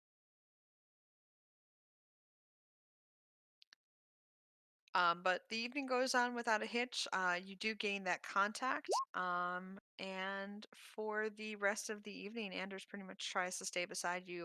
You do notice that um, Anders' advisor has been trying to pull him away to have him speak with Galen Primewater, to try and set up to essentially use the salon as a form of business, um, to basically be like, "No, no, no, Anders, you need to meet this person, you need to meet this person." And while he reluctantly has gone to a few of them, he's made sure that he tends to you first, to make sure that you kind of go along with him, and you're there kind of as his buffer, just to be like, "No, no, no, no, I need to tend to Miss Mayberry. She is my guest, of course." To which the increasing line of that gets Skiren more and more um, irritated. But by the end of the night, you've known most of the nobles. They've known your face, your name, and Phelan is quite happy to have a friend within you. And oftentimes she'll steal you away throughout the party. Aw. There are times where I will say near the apex of the evening, Phelan can tell that Anders wants a moment alone with you. So she actually runs interference and kind of pulls Wave Chaser away.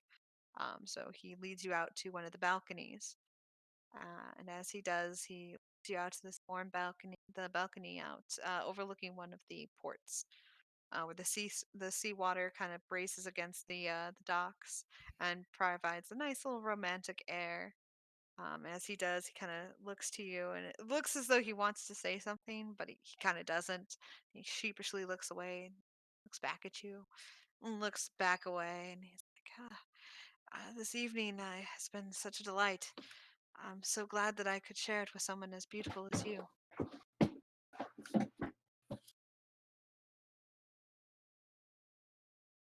And tries to do the whole like, all I can think of is that part from like Scott Pilgrim versus the World where he tries to like tuck the hair behind the ears, and it's like, no, no, no, no, no, no, no, no.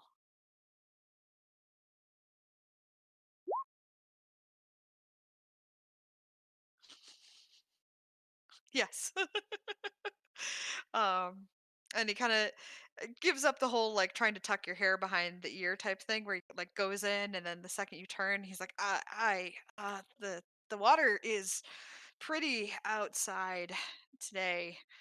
And you're pretty sure you're getting glances from the side from the party, at the salon. Um, y- you're pretty sure that Phelan is kind of being like, come on, dude, just say it, just say the things. Oh, you idiot.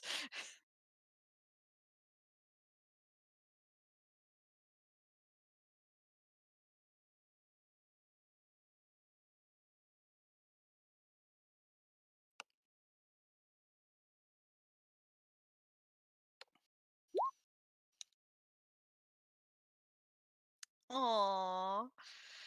I was gonna say, and with the two of you wrapping up your balcony scene there, he leads you back to the carriage to take you home for the night, and um he just kind of, as you give him the quick peck on the lips, he just, whew, like the whole face goes red, and he says, "Will you be at the festival? I want to see you again." Want to see more of Is you? that too soon? Like he's like holding like his face like against the carriage window, like just waiting for an answer. Like, please, please don't go.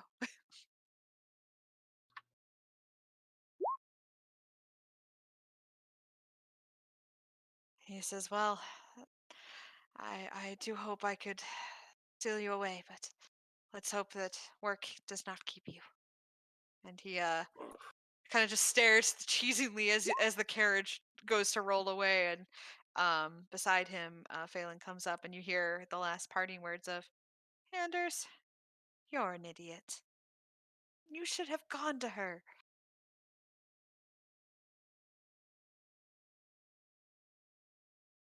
And I'll say that closes out uh your week, ending that on the note of I'll say Thursday night. Um you also, the last were given, uh Lady Pyrus's information, Phelan's information. So essentially, you have a contact within Phelan. She actually wishes to have tea with you sometime next week. Um, to sit down with her and her husband, her while her husband is away, to sit down and kind of have like a little bit of girls' night and chat. And she'd wished to see you also at the festival. Um, but outside of that, you have a contact with her, as well as a kind of a slight, I would say almost like a one-time favor from Anders as well. Um, so you definitely are kind of weaseling your way into his life little by little. I would say you have most of his, if not all of his attention at the moment. You heartbreaker, you. All right. I think Krun and Parsley are the only ones left. Yes, Deidre is up next, followed by Hey, Serenity, and then Krun. sorry if you hear music in the background. Don't worry about it. Okie dokie. I'm not gonna worry about it. Thank you, But yes, thank you, Visaria, for keeping me on my toes about that. I am going to say, Yadria, if you wouldn't mind, would you mind if we took a quick few minute break? Sure. Lewin, Thalassa, you can't get your dinner yet until you share with the rest of the class. So Not allowed. how long is the break gonna be?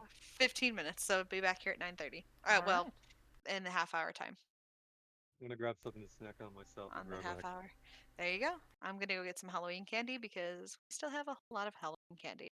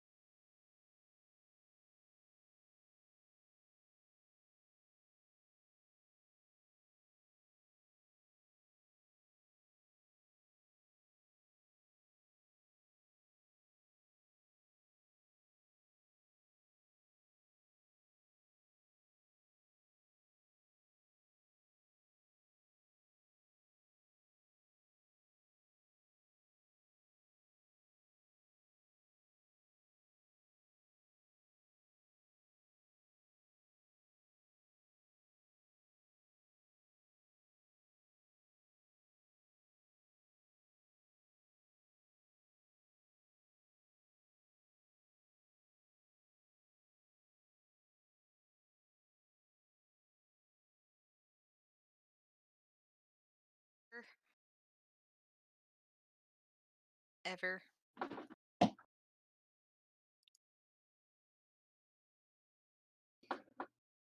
Bravaci.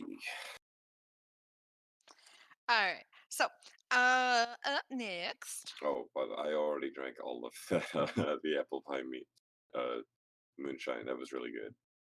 Did you? I drank that for I breakfast still yesterday. you drank it for breakfast yesterday. That is amazing. I still have it in my fridge. I was actually thinking about drinking some later, but then I got distracted with D&D and was like, you know what? I can save that for later. That's this weekend's drink. Mm, And he even said that it was supposed to get better with like time, like the more that you let it sit. I was like, that's a weekend drink. I'm gonna get so fucked up. Sorry about that. It's okay. You came back here at the right time. Was dealing with tall things. That sounds like a not my problem anymore. It can be your problem. No, no, it can't. They won't take me back, and I'm okay with it.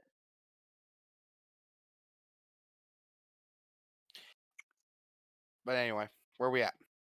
We are on to Serenity Skulltree. I'm sorry, what? my Yedru's up next. Nope, I'm gonna have you go next. I'm fine. Go for it, man. Go for it.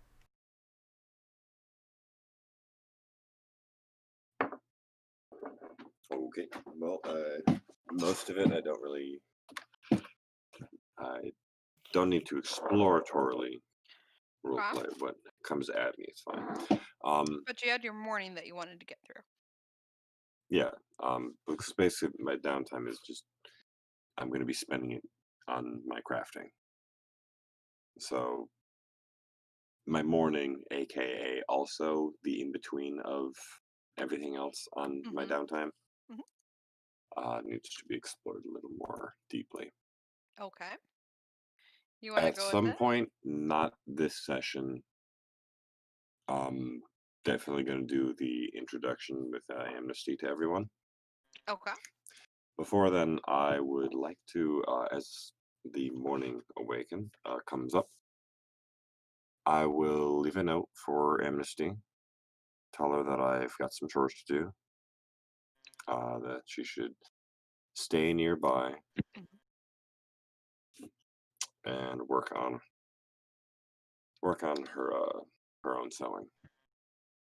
I'm Okay. going to go to the bridge, area 10. Okay. I Area know 10. that there are shops and homes and such on the bridge. I'm gonna look for anything that looks like it's for sale or Okay. rentable or whatever. Or rent Sale is or ideal. something. I'll go through the whole of Saltmarsh Gotcha. if I have to, but I want to start there because it's a good location. It looks like it's the bridge is large enough for laden carts to pass two abreast. Um. You're not a Fey folk, right? No, Okay.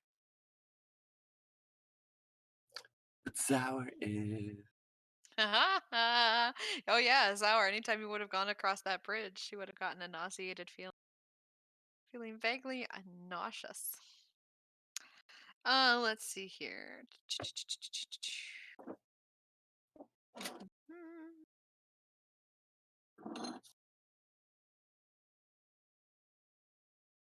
Oh, it was called the snapping line, not the crow's nest. I'm looking right now, trying to see where. Yeah, there's the empty net.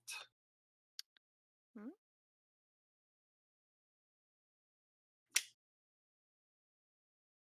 Yeah, number 10 is. Ooh, shit. The empty net. That's what I was thinking. That's Kreb. Krebs joint is the empty net, and that's an 8. Quartermaster.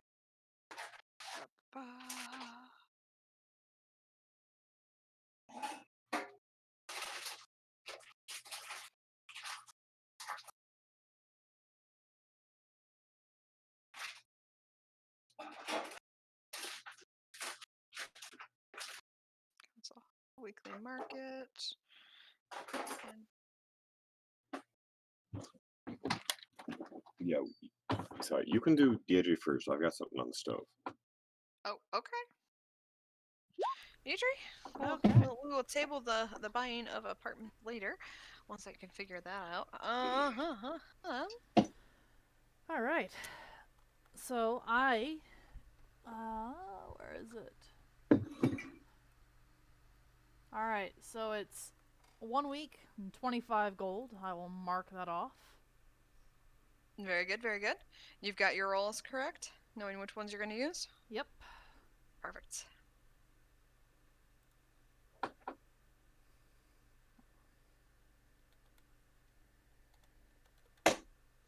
Let's see what we got. Okay. So the first one. Hopefully it's not shit. Yeah, it's shit. Oh boy. That's okay. You got 2 more. You got this. I got 2 more. We'll see. It's gonna go horribly, but we'll see. Okay, so I did pretty good with that That's one. good. That's good. All right. All right.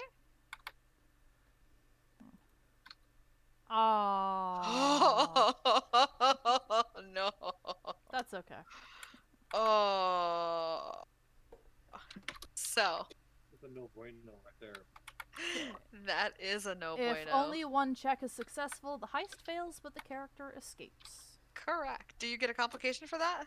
I think I do. There's an ad in the way. Rolls Yes. Yes. All right. Let's see what your complication is first, and then 8. We'll go from there. Okay. Ooh, doubling the efforts to solve the case. The good news is I was somebody else for it. You were. So yeah, with that stealth roll, I'll say you've scoped out the place. You got your target. You attempted to break into his place. You did that quite successfully. However, you crept along the hallways, dark shadows, and things that you know that you can hide in very well. But one floorboard gave you away. And I I stepped on it, it creaked, I went, shit, and then I clamped a hand over my mouth, Yep. and I went, and then I knocked over a lamp and I fucked off. Yep.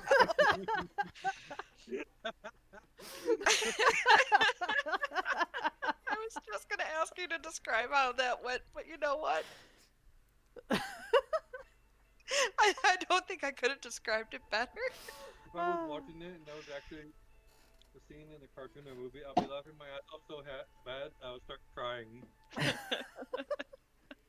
So as you say shit the first time, then the muffled shit.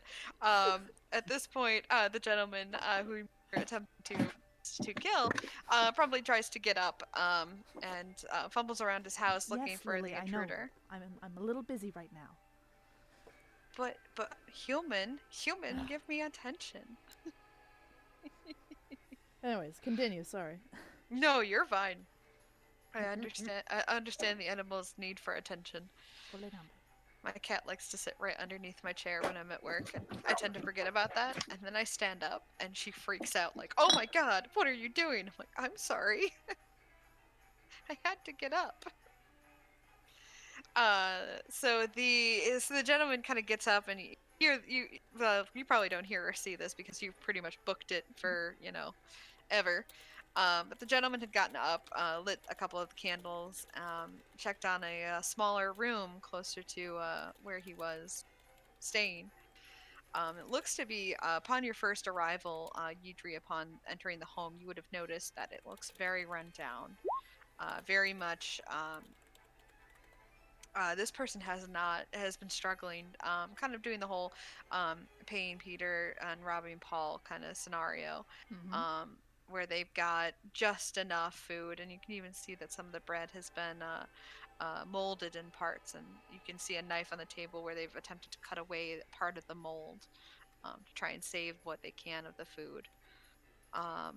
You can see 3 chairs, all badly damaged. The house seems to be in varying states of repair and disrepair.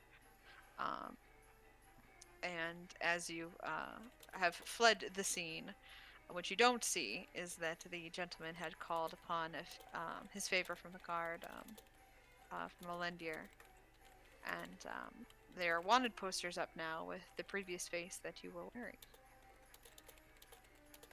And almost an accurate description of that face.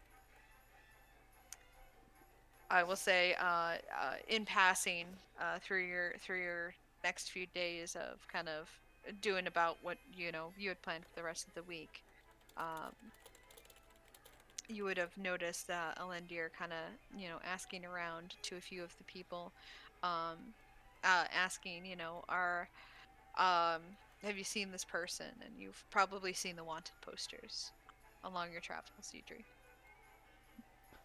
As I pass a wanted poster, I'm gonna go, wow, that's an ugly ass person. Can I have this? Sure, if you can find the person. We're currently looking for them. Tried to break into one of the merchant stalls. Man, Yeah, guy's got kids too. fucking Wife left him. red hair, Man, green eyes, freckles, and a lumpy nose. I'm telling you, Ugh. once we find him, oh, I pray for the guy. He does his best, and it's Bart. It's Bart you're talking to. Yep. Telling you, I really worried for him. He's got the twins, and he loves those kids. His wife left him. She took everything, man. Even took the floorboards right out from under him. Oh, Told wow. him, I told him this is why you don't marry girls that just come off of boats. You just don't. Telling you, you got me? You Boats are understand, right? dangerous. I'm And I telling you, tuck the wanted if poster she away. if she wasn't a pirate, I'll eat my left shoe. I'll do it. I'll even put some sauce on it. Cool. Bye. And I leave. All right. And that's part. All right, Parson, are you back? Dun dun dun dun. Yes, I am. Okay. I was gonna start doing pantomime. Uh, Yudri, anything else for that week of downtime? Nope. Planned your heist. Your heist was okay. Broke a guy's lamp. I will say, Yudri, at the end of that week, in addition to getting the wanted poster, there is an arrest that is made. Oh, snap. Yep. You find that someone who looks just like the person you portrayed. It's almost like I picked a random person off the street going in. Yeah. Yep. And they very much, you watch the scene unfold as they're dragged out and pretty much taken to the town hall. I would, if I have time during my week, I'd like to keep tabs on what's going on with that. Yeah, I'd say you probably plan the heist probably Monday, Tuesday, getting ready, picking your targets, picking whose face you're gonna use. Um, which isn't hard for you. Heck, you could probably even do that within a day.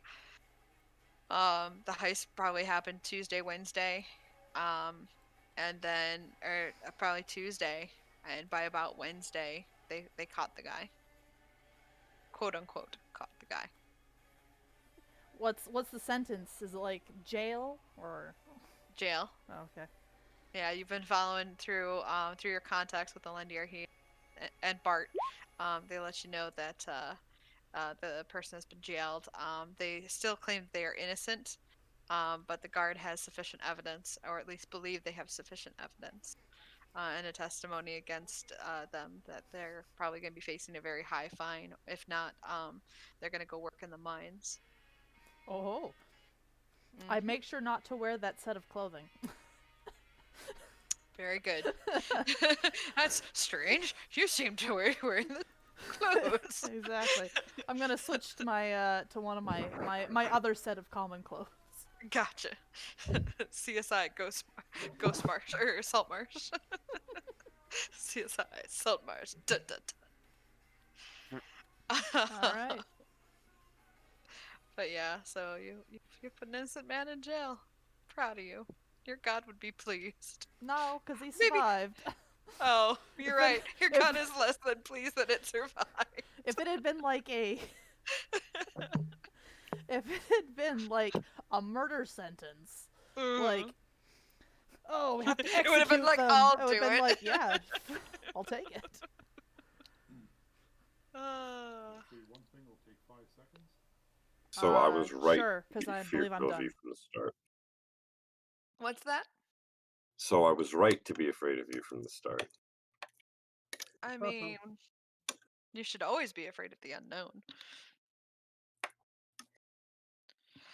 Anything else, Idri, or is that it? I'm sorry.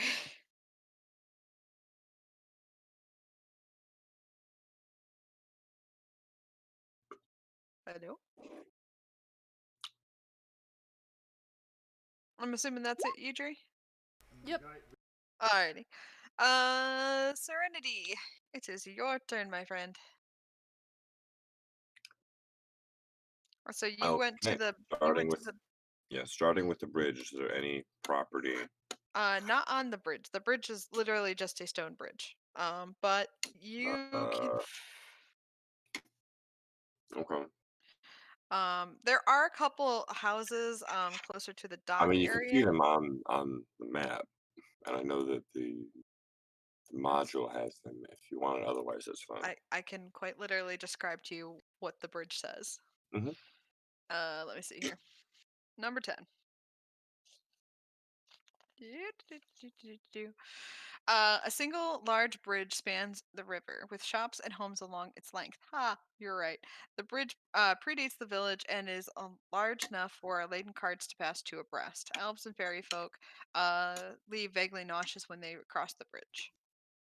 So yes, currently they don't have any tenants open along that way. They do suggest closer to the market, and they are less than favorable conditions at this time. I say there may be some evictions close to, if not more, um, closer to the end of the solstice. Anything on the south side of Saltmarsh, outside of the hubbub city? You're talking about like over around in here Mhm. area? Yeah, all of this, Let me see. or up on the north side, All right, around 28, 26, 25 areas. let me check. Looking Let for me any check. property that is for sale, and hoping not to have to go into the main city to do it. Understandable. Mining company headquarters.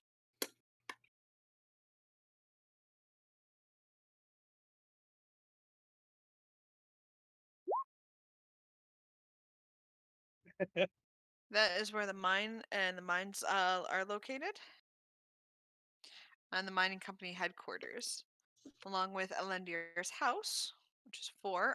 You said up by 25, 26 area. You said And really anything that's not in right. all of it. This. Ba, ba, ba, ba, ba. Heck, I'd love a spot on 30 if I knew it was there. Just a permanent structure. I've got cash. I know you do. Uh, Let me check one little thing here real quick. I'm sorry. That's taking such a long time.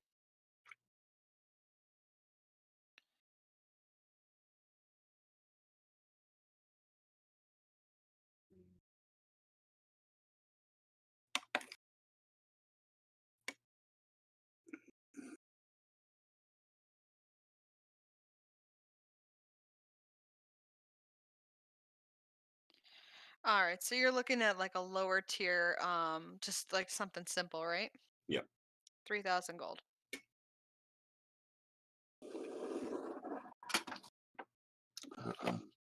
You do find A small home, like a shack of any kind a would be shack.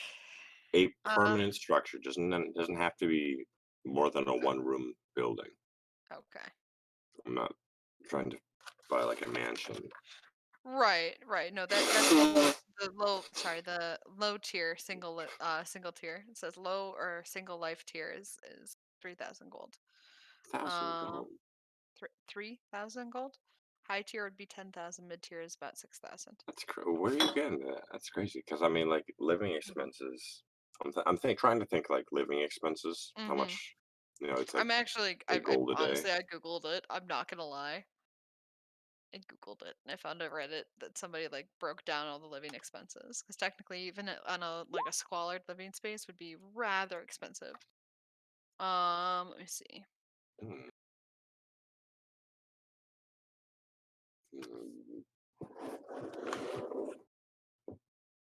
I mean, According to squalid Stronghold, is let me see here. Poor squalid resident. is absolutely paying nothing for what they live, which is how I've been doing. Right, right. I've just been sleeping on a boat. Let me see. 'Cause I I'm found on a boat. Shar in the City of Towers and Strong Builder's Guide for Castles and Towers.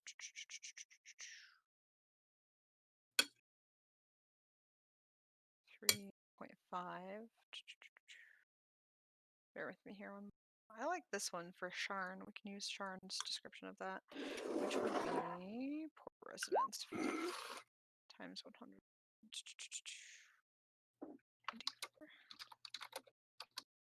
1d4. 200 gold. You do find one for about 200 gold.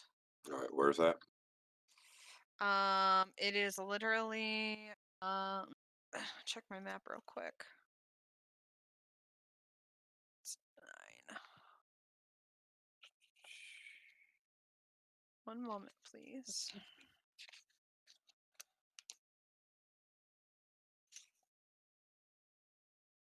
Oh, that's times 100. Hmm. Wait a minute. Hmm. I'm seeing someone saying that the DMG has rules on owning buildings. Be. Someone says it. I'll look it up.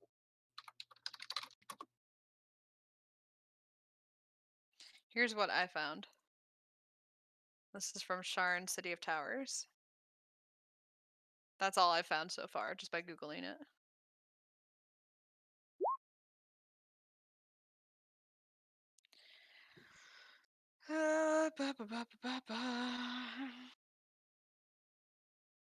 You do that. I'm gonna look at the area where we're gonna put it.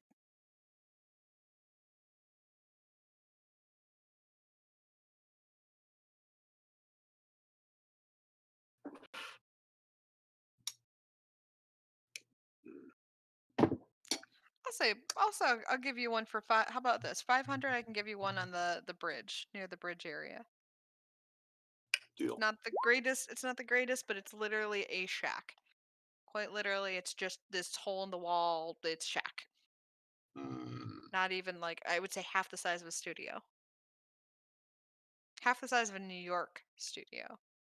Okay, no deal. I'm paying that much for that much of a crap. You just said you were willing to pay for just a shack. Yeah, but if you're describing it that badly, I'm not paying 500 gold for it. Okay. I'm shopping around. I want to get something I can afford, something that I won't feel bad abandoning, but something that's actually livable enough in. Mm-hmm.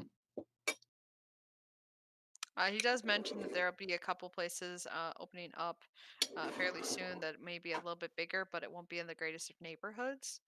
Um, No, the neighborhood is important. I want to get away from the city. mm-hmm.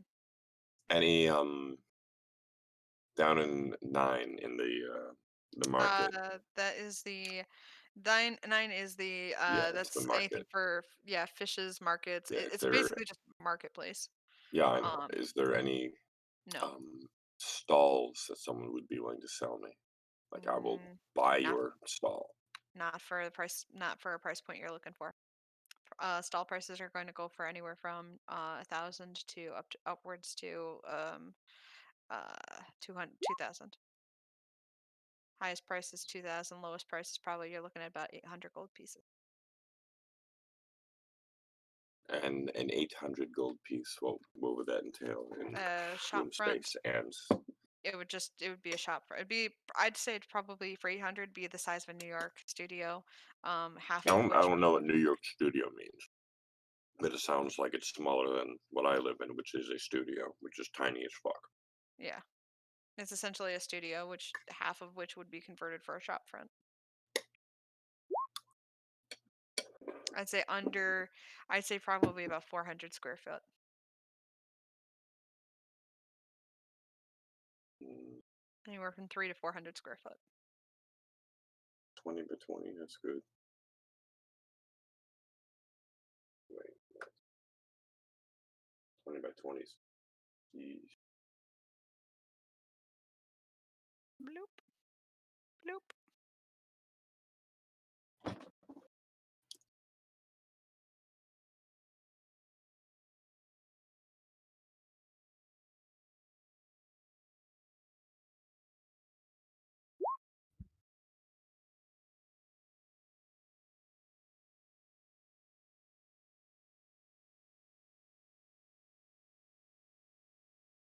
All right.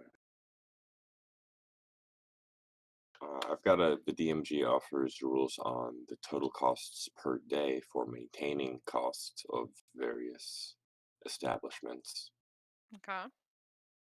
Do you Mm. want to do the math for me real quick, or because right now I'm just doing this because I have no idea what the rules are for housing other than expenses I'm and looking what for something along the lines of a hunting lodge is one of the options, which costs 5 silver pieces to maintain a day.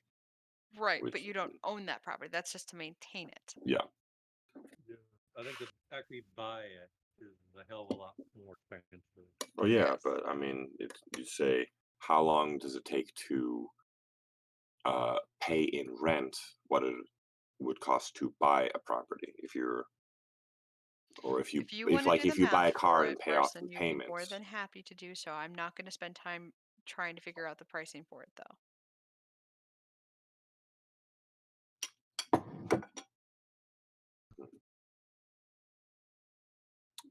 Um, all right, just Because let me essentially, know. most of the accommodation prices I'm seeing are just kind of accommodations for, you staying at a place. So for a hunting lodge, that'd be you staying at a hunting lodge, not you owning that property. Yeah, I'm Let's just asking see, how how much many if homes? there is something like a hunting lodge anywhere in the region. How Oh, many I'm bedrooms? if there just is a asking hunting, how if there is how much would that cost How many homes? to purchase Or how many bedrooms? this one?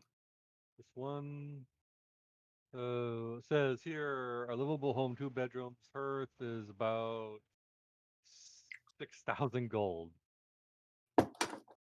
Where's that coming from? I pretty You much know, just looked up. there is another way to get you a home. You just kill the Oh dear. people who own it previously and get the deed. Yeah, yeah. I live here Then it's now. yours. Please don't give That him that comes with ideas. questions. Please don't give him Does it? ideas. Hmm. Yeah, people ask questions. I thought about it.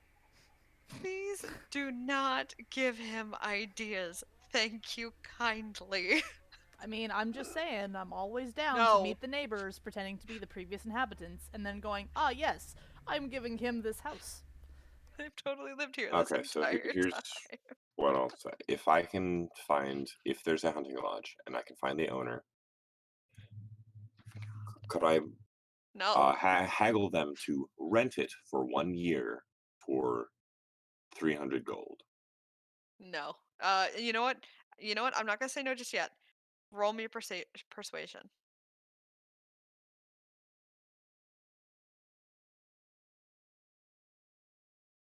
Persuasion. Can I add my guidance to that? No. Straight persuasion.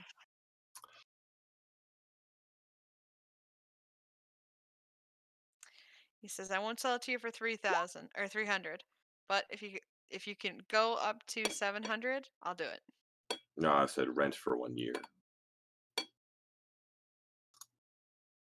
for 1 year." So Yeah, a three. lease, a 1 year lease for 300. Oh, for just straight 300? No. Then that's definitely no. That's definitely a hard no. Arguably, That's isn't way like yeah, that's isn't such this a good deal for him. this would be comfortable lodging, wouldn't it? And lavish lodging is a gold a day, right? So that's almost that's almost lavish lodging for a year, all paid in advance.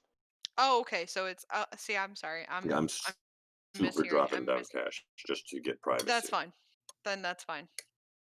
Okay, He agrees to that. That's fine. I will drop that down. Make sure that's taken out of your stock. Yep.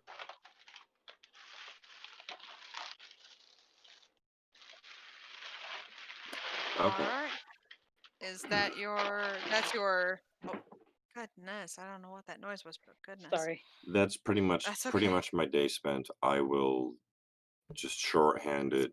I will bring amnesty to that once it's established that I have uh, unfiltered access to that for a year.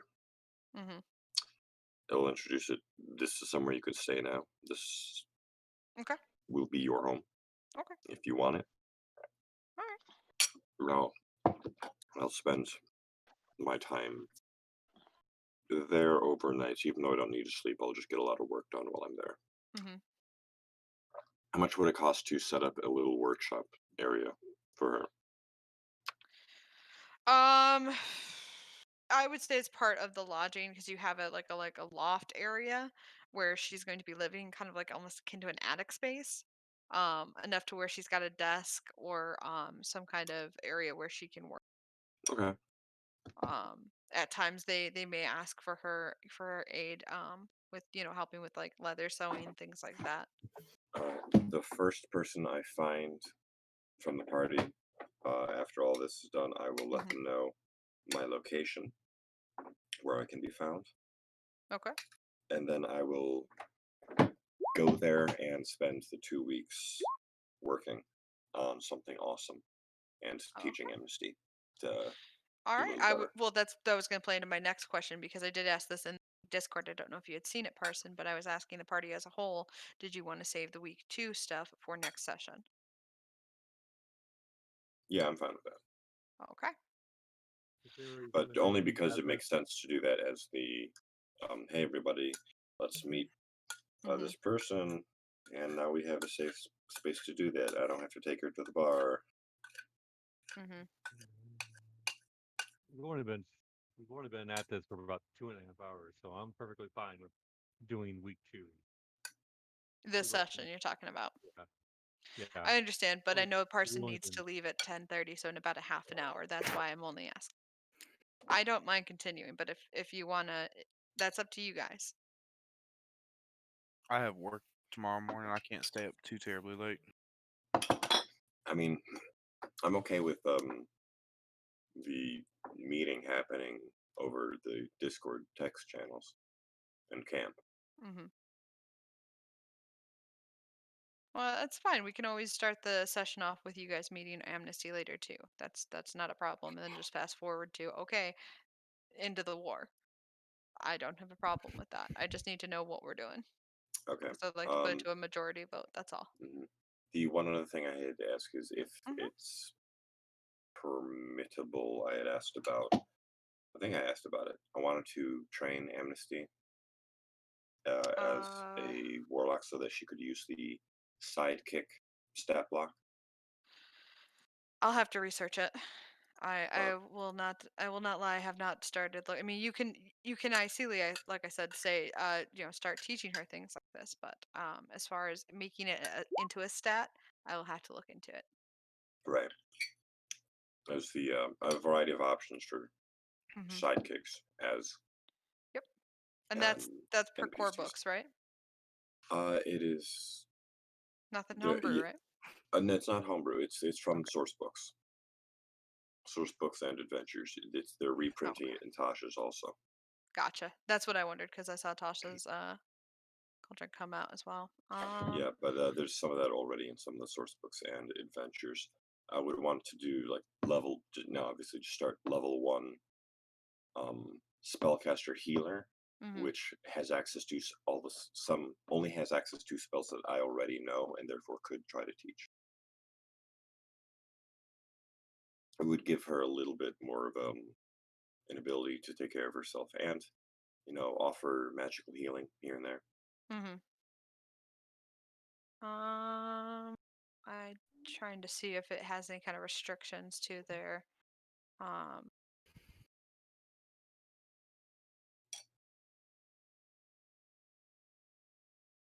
doesn't I couldn't find any say. rules on a NPC becoming a sidekick. Mhm. I guess the assumption is just you have a sidekick when you need it. Yeah, that's what I'm looking at right now. Is trying to see. But I It's a figured user it who might. can cast Um, spells to harm your foes or heal your friends. You can tell players which type of sidekicks to use or let players choose. It's up to you and the players to decide who controls the sidekick in play. If the character has already played through, they can use the same sidekicks from the adventure. Okay. It looks like it's something that you can control as long as you can control that and you have an idea as to what they're doing. Um mhm, In the stat block, in addition, experts are proficient with simple weapons. Spellcasters are proficient with simple weapons and light armor. Um, Spellcasters beyond 12th. So yeah, and it just levels up just like it would in the player handbook. So I I don't figured see that. I don't I see that being figured a if there's a problem. cost involved, would probably use the uh, downtime 2 level cost for 1 to 4 level characters, which would be Hmm. 20 gold. And since I don't need to sleep, I thought maybe I could use that to pad out my downtime.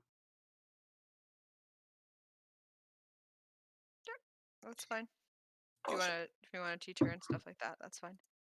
Awesome. That's my downtime then. All right. So I guess let's stop here for a second before I finish with Krun. So that'll be yours, correct? And you've already kind of told me what you're doing as far as your downtime for next week. So in the event that we continue on with week 2, we'll do that.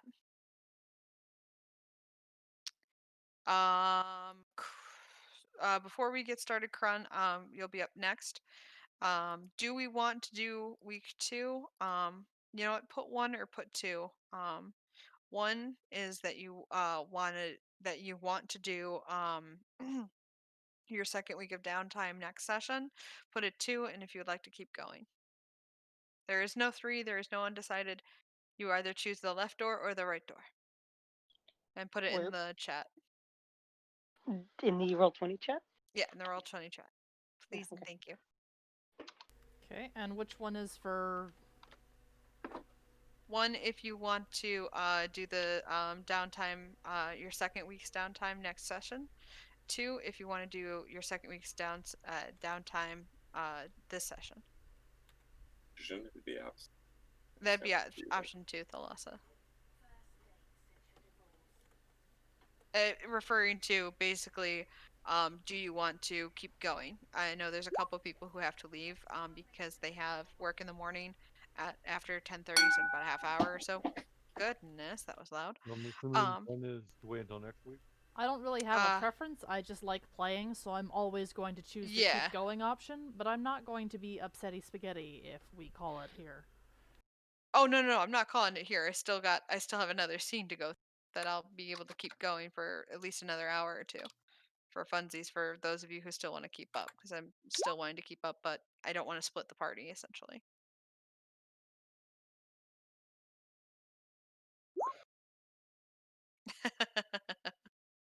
I wish. Like, I really wish I could keep playing D&D indefinitely, but when I run out of ideas, then I start scrambling.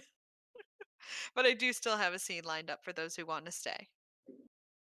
1, 2, 3, 4. Zour, it's really up to you at this point. I'm gonna say next session Okay. because I'm gonna have to get off probably about 20 minutes myself, honestly. Alrighty.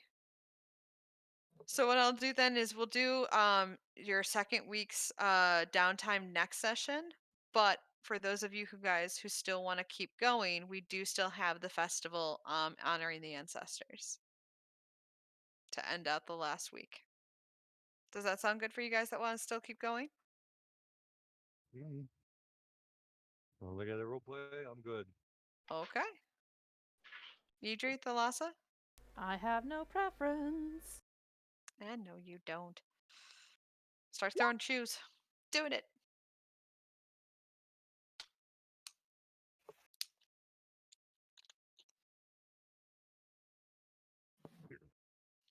Did you guys want to stop after the end of the week so that we can start the next session at the start of the festival, or do you guys want to continue on? What would be the We festival? also have to start the session like earlier because I'm noticing that people are still having to depart at around the same time, regardless Hmm. of DSP. So we're starting I get out of later. work at 4:30 and I'd like to have that time to make dinner. But if you want to start earlier, how early is early? Like an hour early or a half hour early? No, for me, like my where I live, we don't Hmm. acknowledge DSC. So before it was like 4:30. We start at 4:30. Now it's starting for 5:30 for me. So an It's hour early. becoming it's becoming really late for me starting. Okay. If you So want, we can next start week, the session next session an hour early. I just want you to be aware that I try and keep it to 7:30, which is Eastern Standard Time, which is still about the same time that Sedge runs his game. if it's too inconvenient, then just keep it as it is. Because don't change it because of one person. I No, mean, no, no. I do prefer 6:30.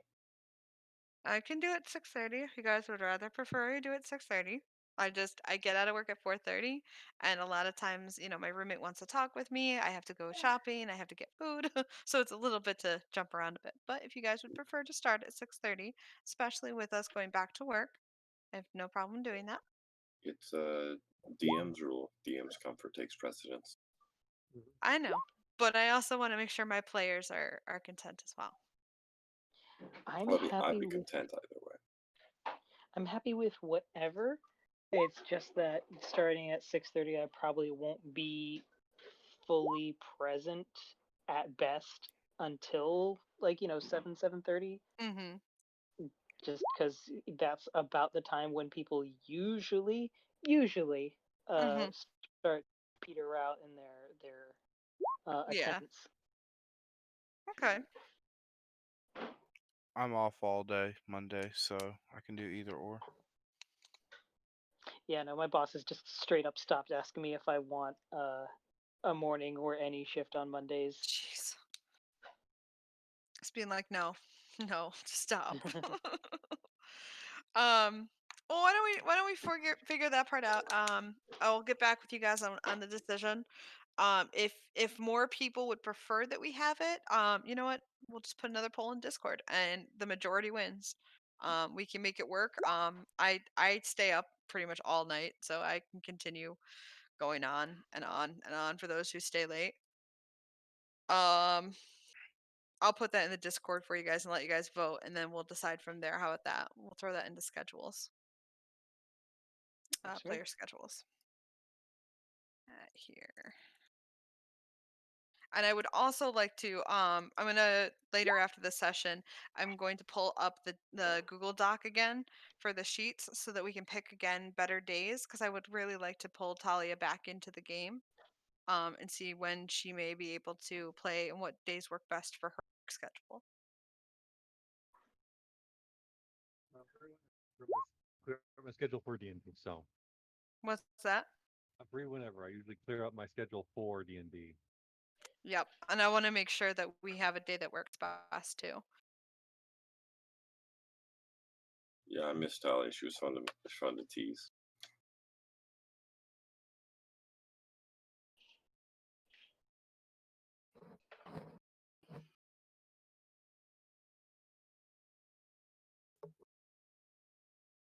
You know that I'm pretty much available whenever. Just we just need to figure out Mhm. where else is available.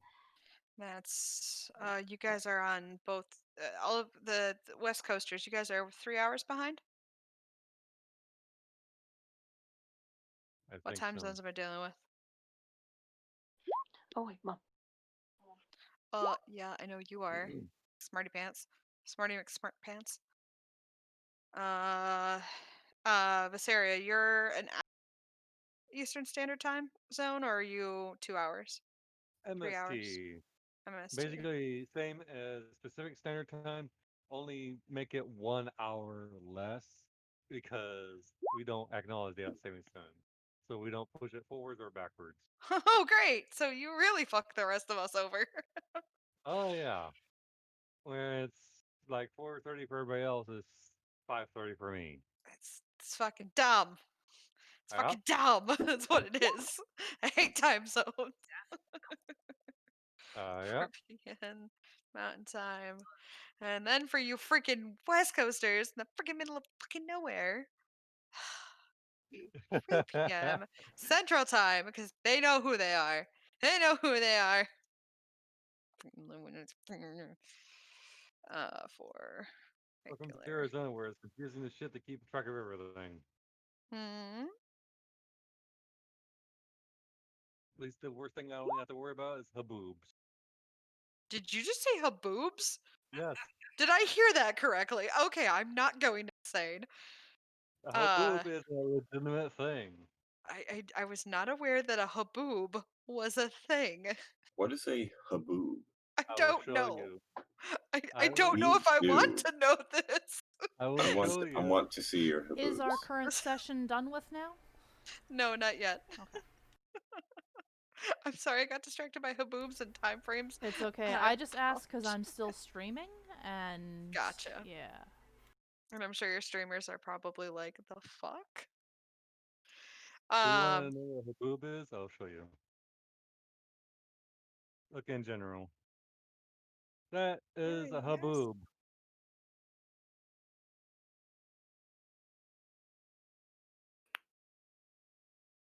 I don't even think I want to know.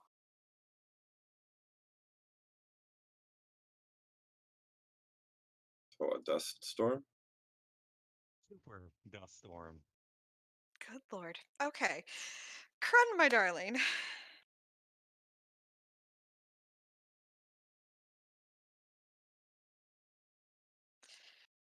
Sorry, My I had dear. to go back to my phone. Oh, It you're. was yeah, it was across the room, and I had to like open it and unmute and everything. Oh no. So after being steered around that morning by Bart, our lovely Bartholomew guard, your best friend, by the way. What do you want to do with your first week? I believe you told Um, me. yeah, for downtime, Krun was gonna do religious services, That is correct. All right. and same thing as that one singular day. He's gonna find one of the like most down. Is that a bear? He's gonna find one of the most uh run down and says, "Oh, my little shrimpies are out." One of the most run down, like in serious need of funding churches that isn't uh, Serenity's Pope boat. Pope boat. The Uh, God boat. We're referring to them as the Pope boat now. and he's Well, I don't know what gonna the Pope is. Pope boat. he's gonna do whatever like he can to help them and whatever they need. All right, let's take a gander here. Da, da, da.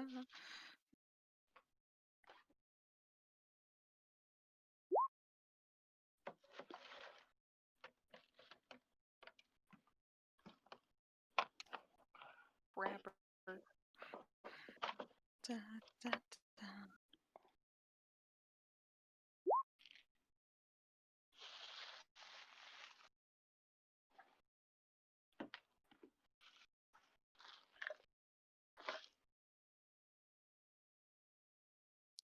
So there is a temple, the Temple of Procan, which is over by here.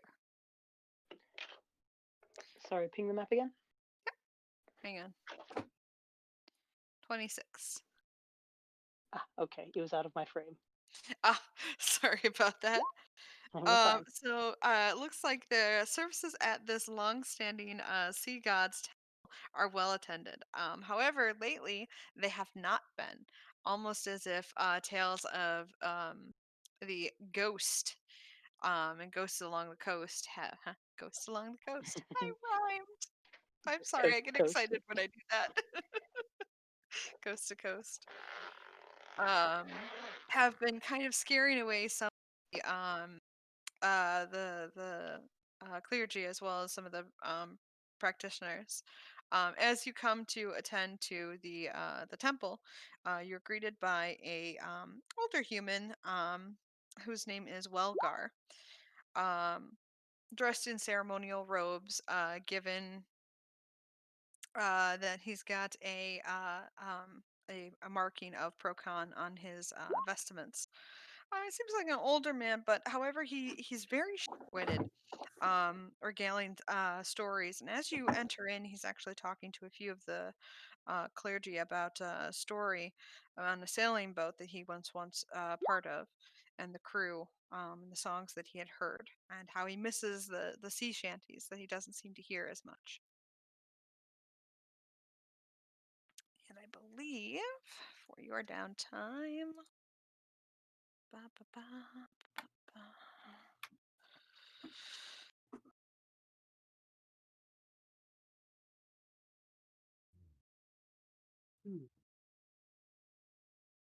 Thank you again, guys, for bearing with me here while I go through all these little charts and everything. Ba, ba, ba, ba.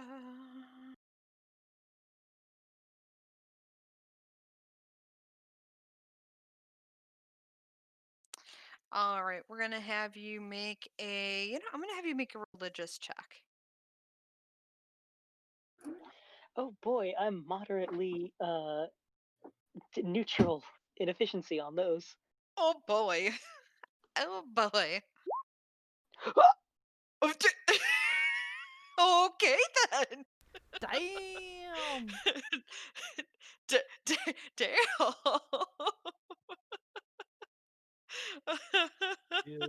He is the Archbishop. He For the is essentially the archbishop. You know what? For your love of talking, you actually garner a lot more. Um,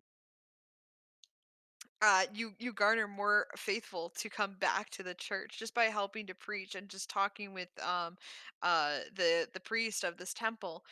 He regales you on stories, and your fine natural um ability to just kind of Carry on. carry on with stories kind of helps to build those dramatic moments and those pauses where you get into a really good story and the other person kind of takes over and then they pass it right back. It's like the two of you play off each other so well. Oh, I love that. I like imagining that like it starts off Krun Mhm. his normal aimless rambling and Mhm. stumbling over the 50 million things he wants to say, but as he starts to get more and more feedback and more into it, he starts Mhm. to sync up and tune in with the preacher at this church. And his whole goal with the religious services is to day by day assist the various like churches, temples, minor practices, and things like that, like regardless of their deities.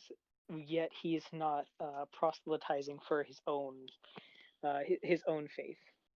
Okay.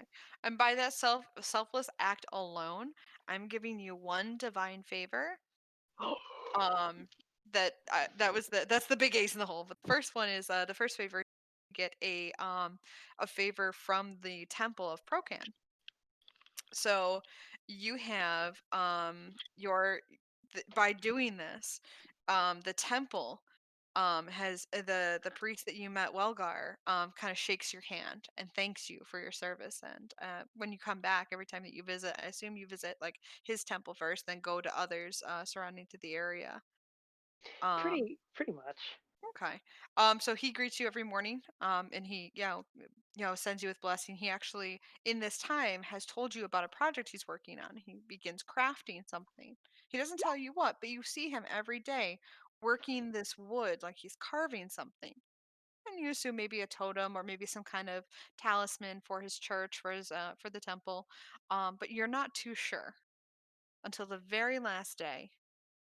He actually gives you a totem of Procan that he has carved throughout the entire week. Ooh. And by the last day, he hands it to you, and he kind of gives it to you very nicely, generously, and you can tell by his hands, even just by touching his hands, that they are well rounded. They are very much Like a a worker's workman's hands. hands. Yeah, a workman's hands, and you can actually see a lot of the carpenters that work on the shipwrights, and even a few sailors are starting to come more into the Temple of Procan specifically. Um, Welgar loves hearing stories, and in fact, instead of like those organ musics, or when you're at like church, you hear the church music going. Mhm. It's it's sea shanties. Yes, it is all sea shanties, and near the end of your um nearing the end of your week, the closer you get to Thursday in your week, you begin to feel a lighter step every time that you do something.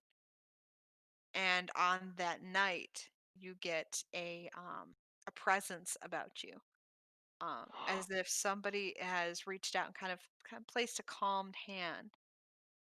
No gender, no specifics, just this light, this warm bright light envelops you, and you can slowly pick up the sense of the sea clearly. And it's not like the sea sense like when you're down by the docks. You know, the ones with the salt and the fish and the rotted meat and things like that.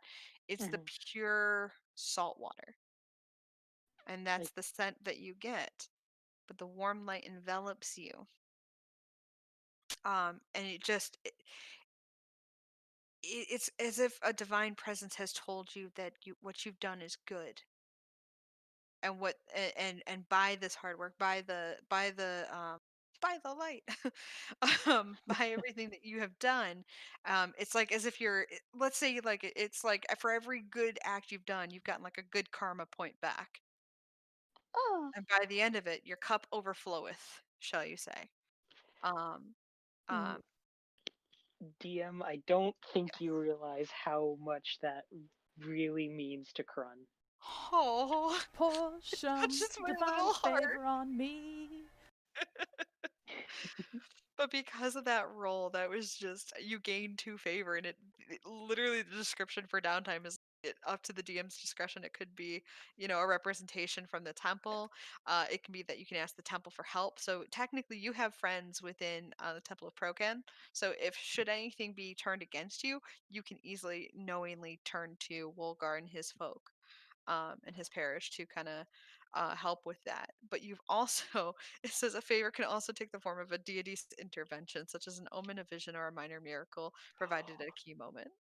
I So like Oh because shit! how I like how because the you group earn is 2 favors, that's what you're getting.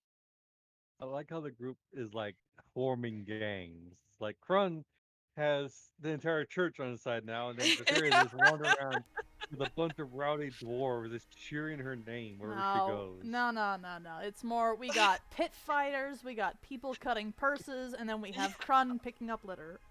Yup. For the good of all. Like, Krun is like my one shining moment of like, we tried to be a good party. Here's the thing: Krun's not even good aligned. He's not even a good person. Really?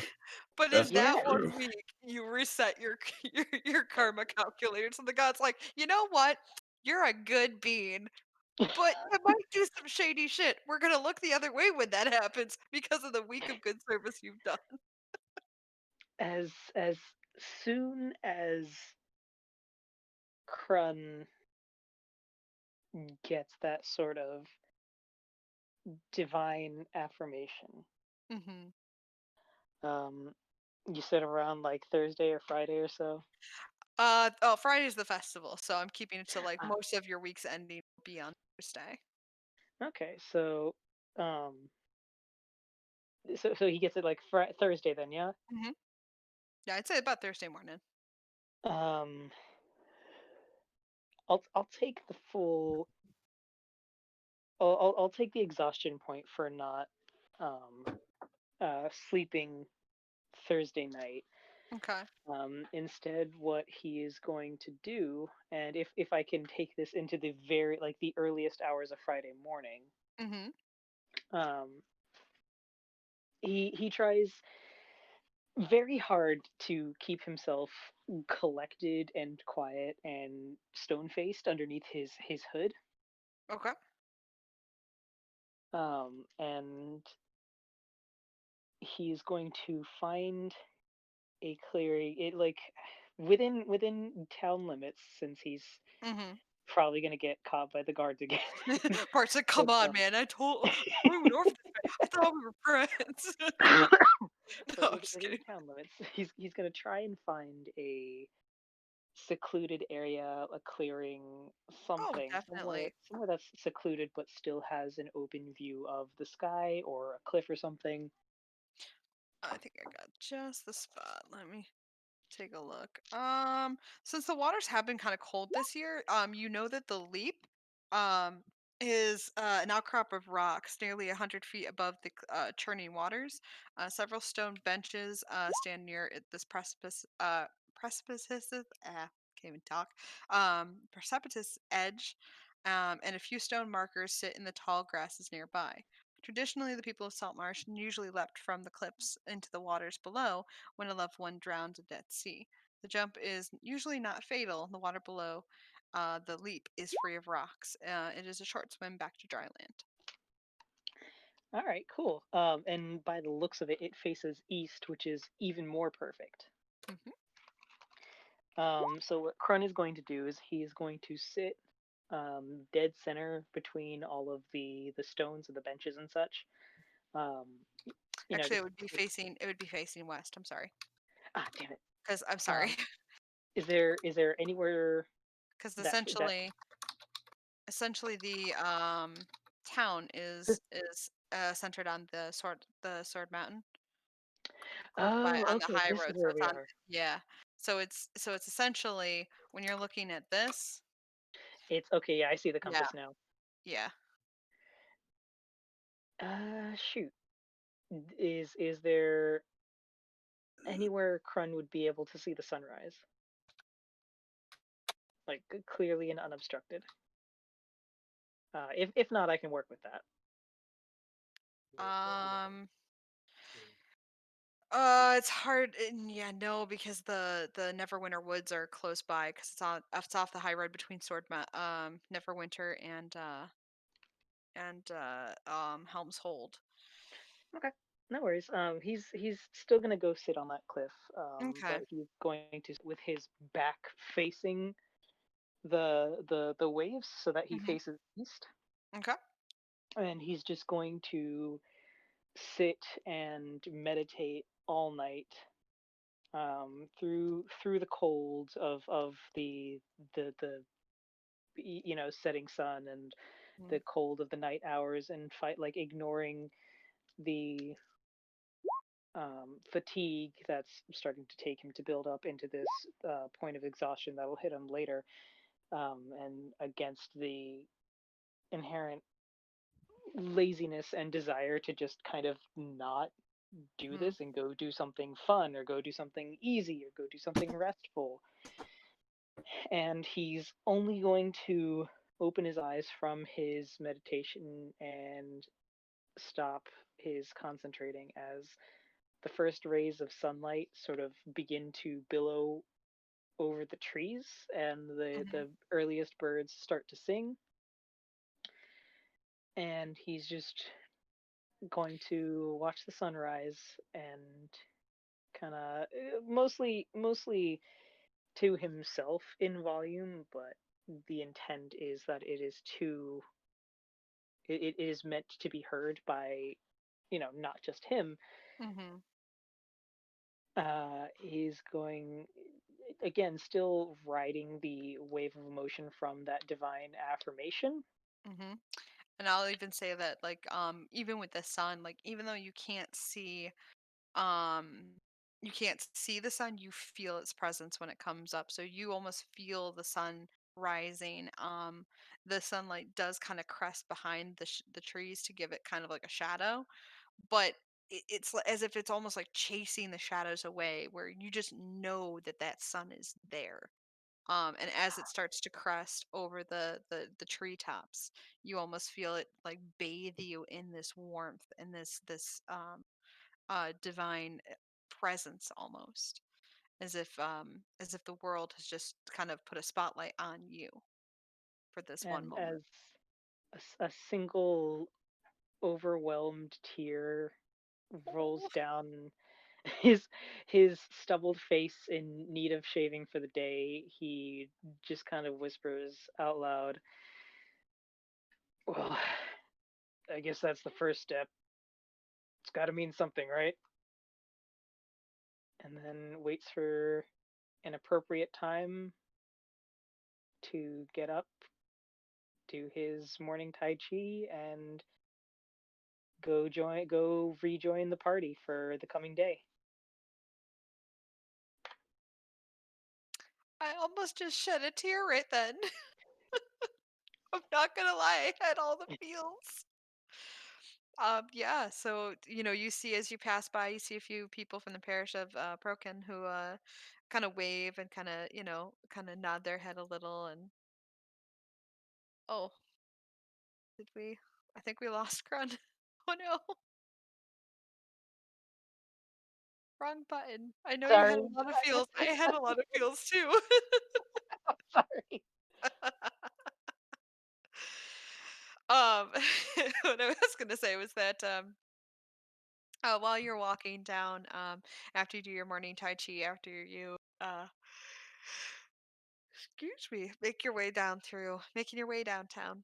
Um, a few of the temple parish kind of nod to you, kind of thank you along the way as you pass.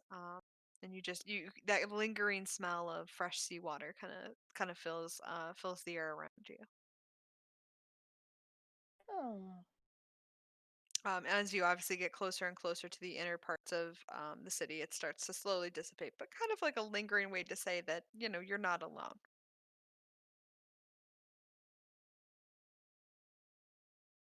But yeah, you have one divine inspiration that you can use. And then you have a contact within the Temple of Prokin. So you can expend one favor with the Temple of Prokin. When the priest gave you the totem, he said, should ever you need us, present this totem, and someone will help with what we can. We don't have much, but we'll be there. If it is of something that we can do, then Hey, don't worry about being there for me. You guys look out for yourselves and the people who look to you for guidance. I'll be fine by myself. I got some good friends. and he says, I'm glad to hear it, but know that you are not alone, brother. And he still passes the totem to you. And Krun takes it and clutches it to his chest for a moment. Thanks. Uh, this really does mean a lot.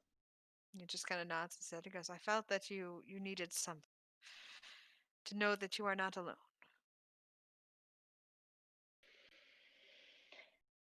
And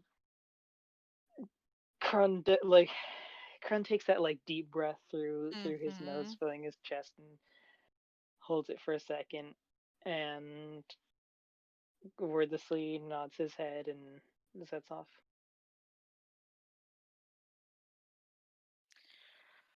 Who's ready for some tavern RP?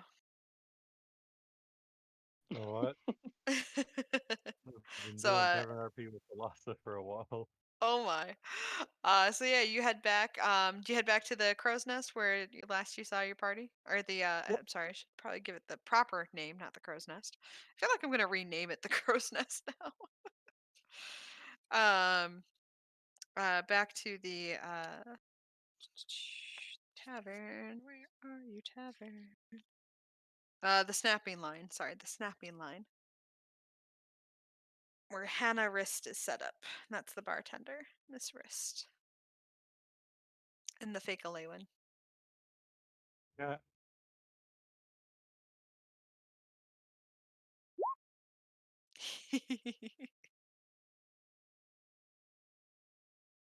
That would be back over here.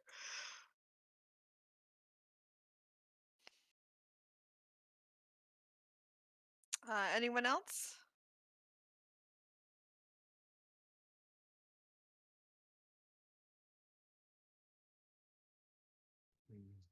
For the day's Just for whatever. activities? This series has been causing trouble in frickin' tavern. Yeah, Thalassa, that's so all of week one's downtime has been done. I kind of wanted to give you guys another day, so I was kind of gearing towards more like Thursday, Friday. I want to save kind of Friday or the weekend for the festival. But if you guys are still wanting to roleplay, I don't mind, just setting up a random like, hey, let's hang out in a tavern, let's roleplay. Just chilling in her dress. Nice.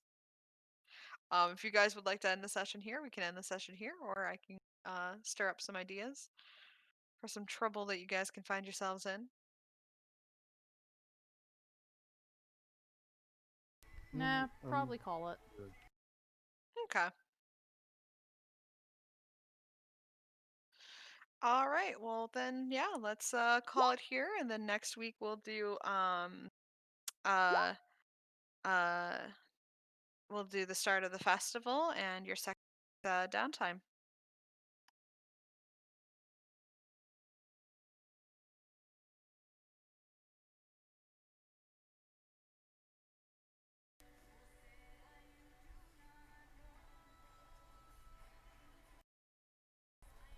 Thank you for watching, and let's do this again sometime.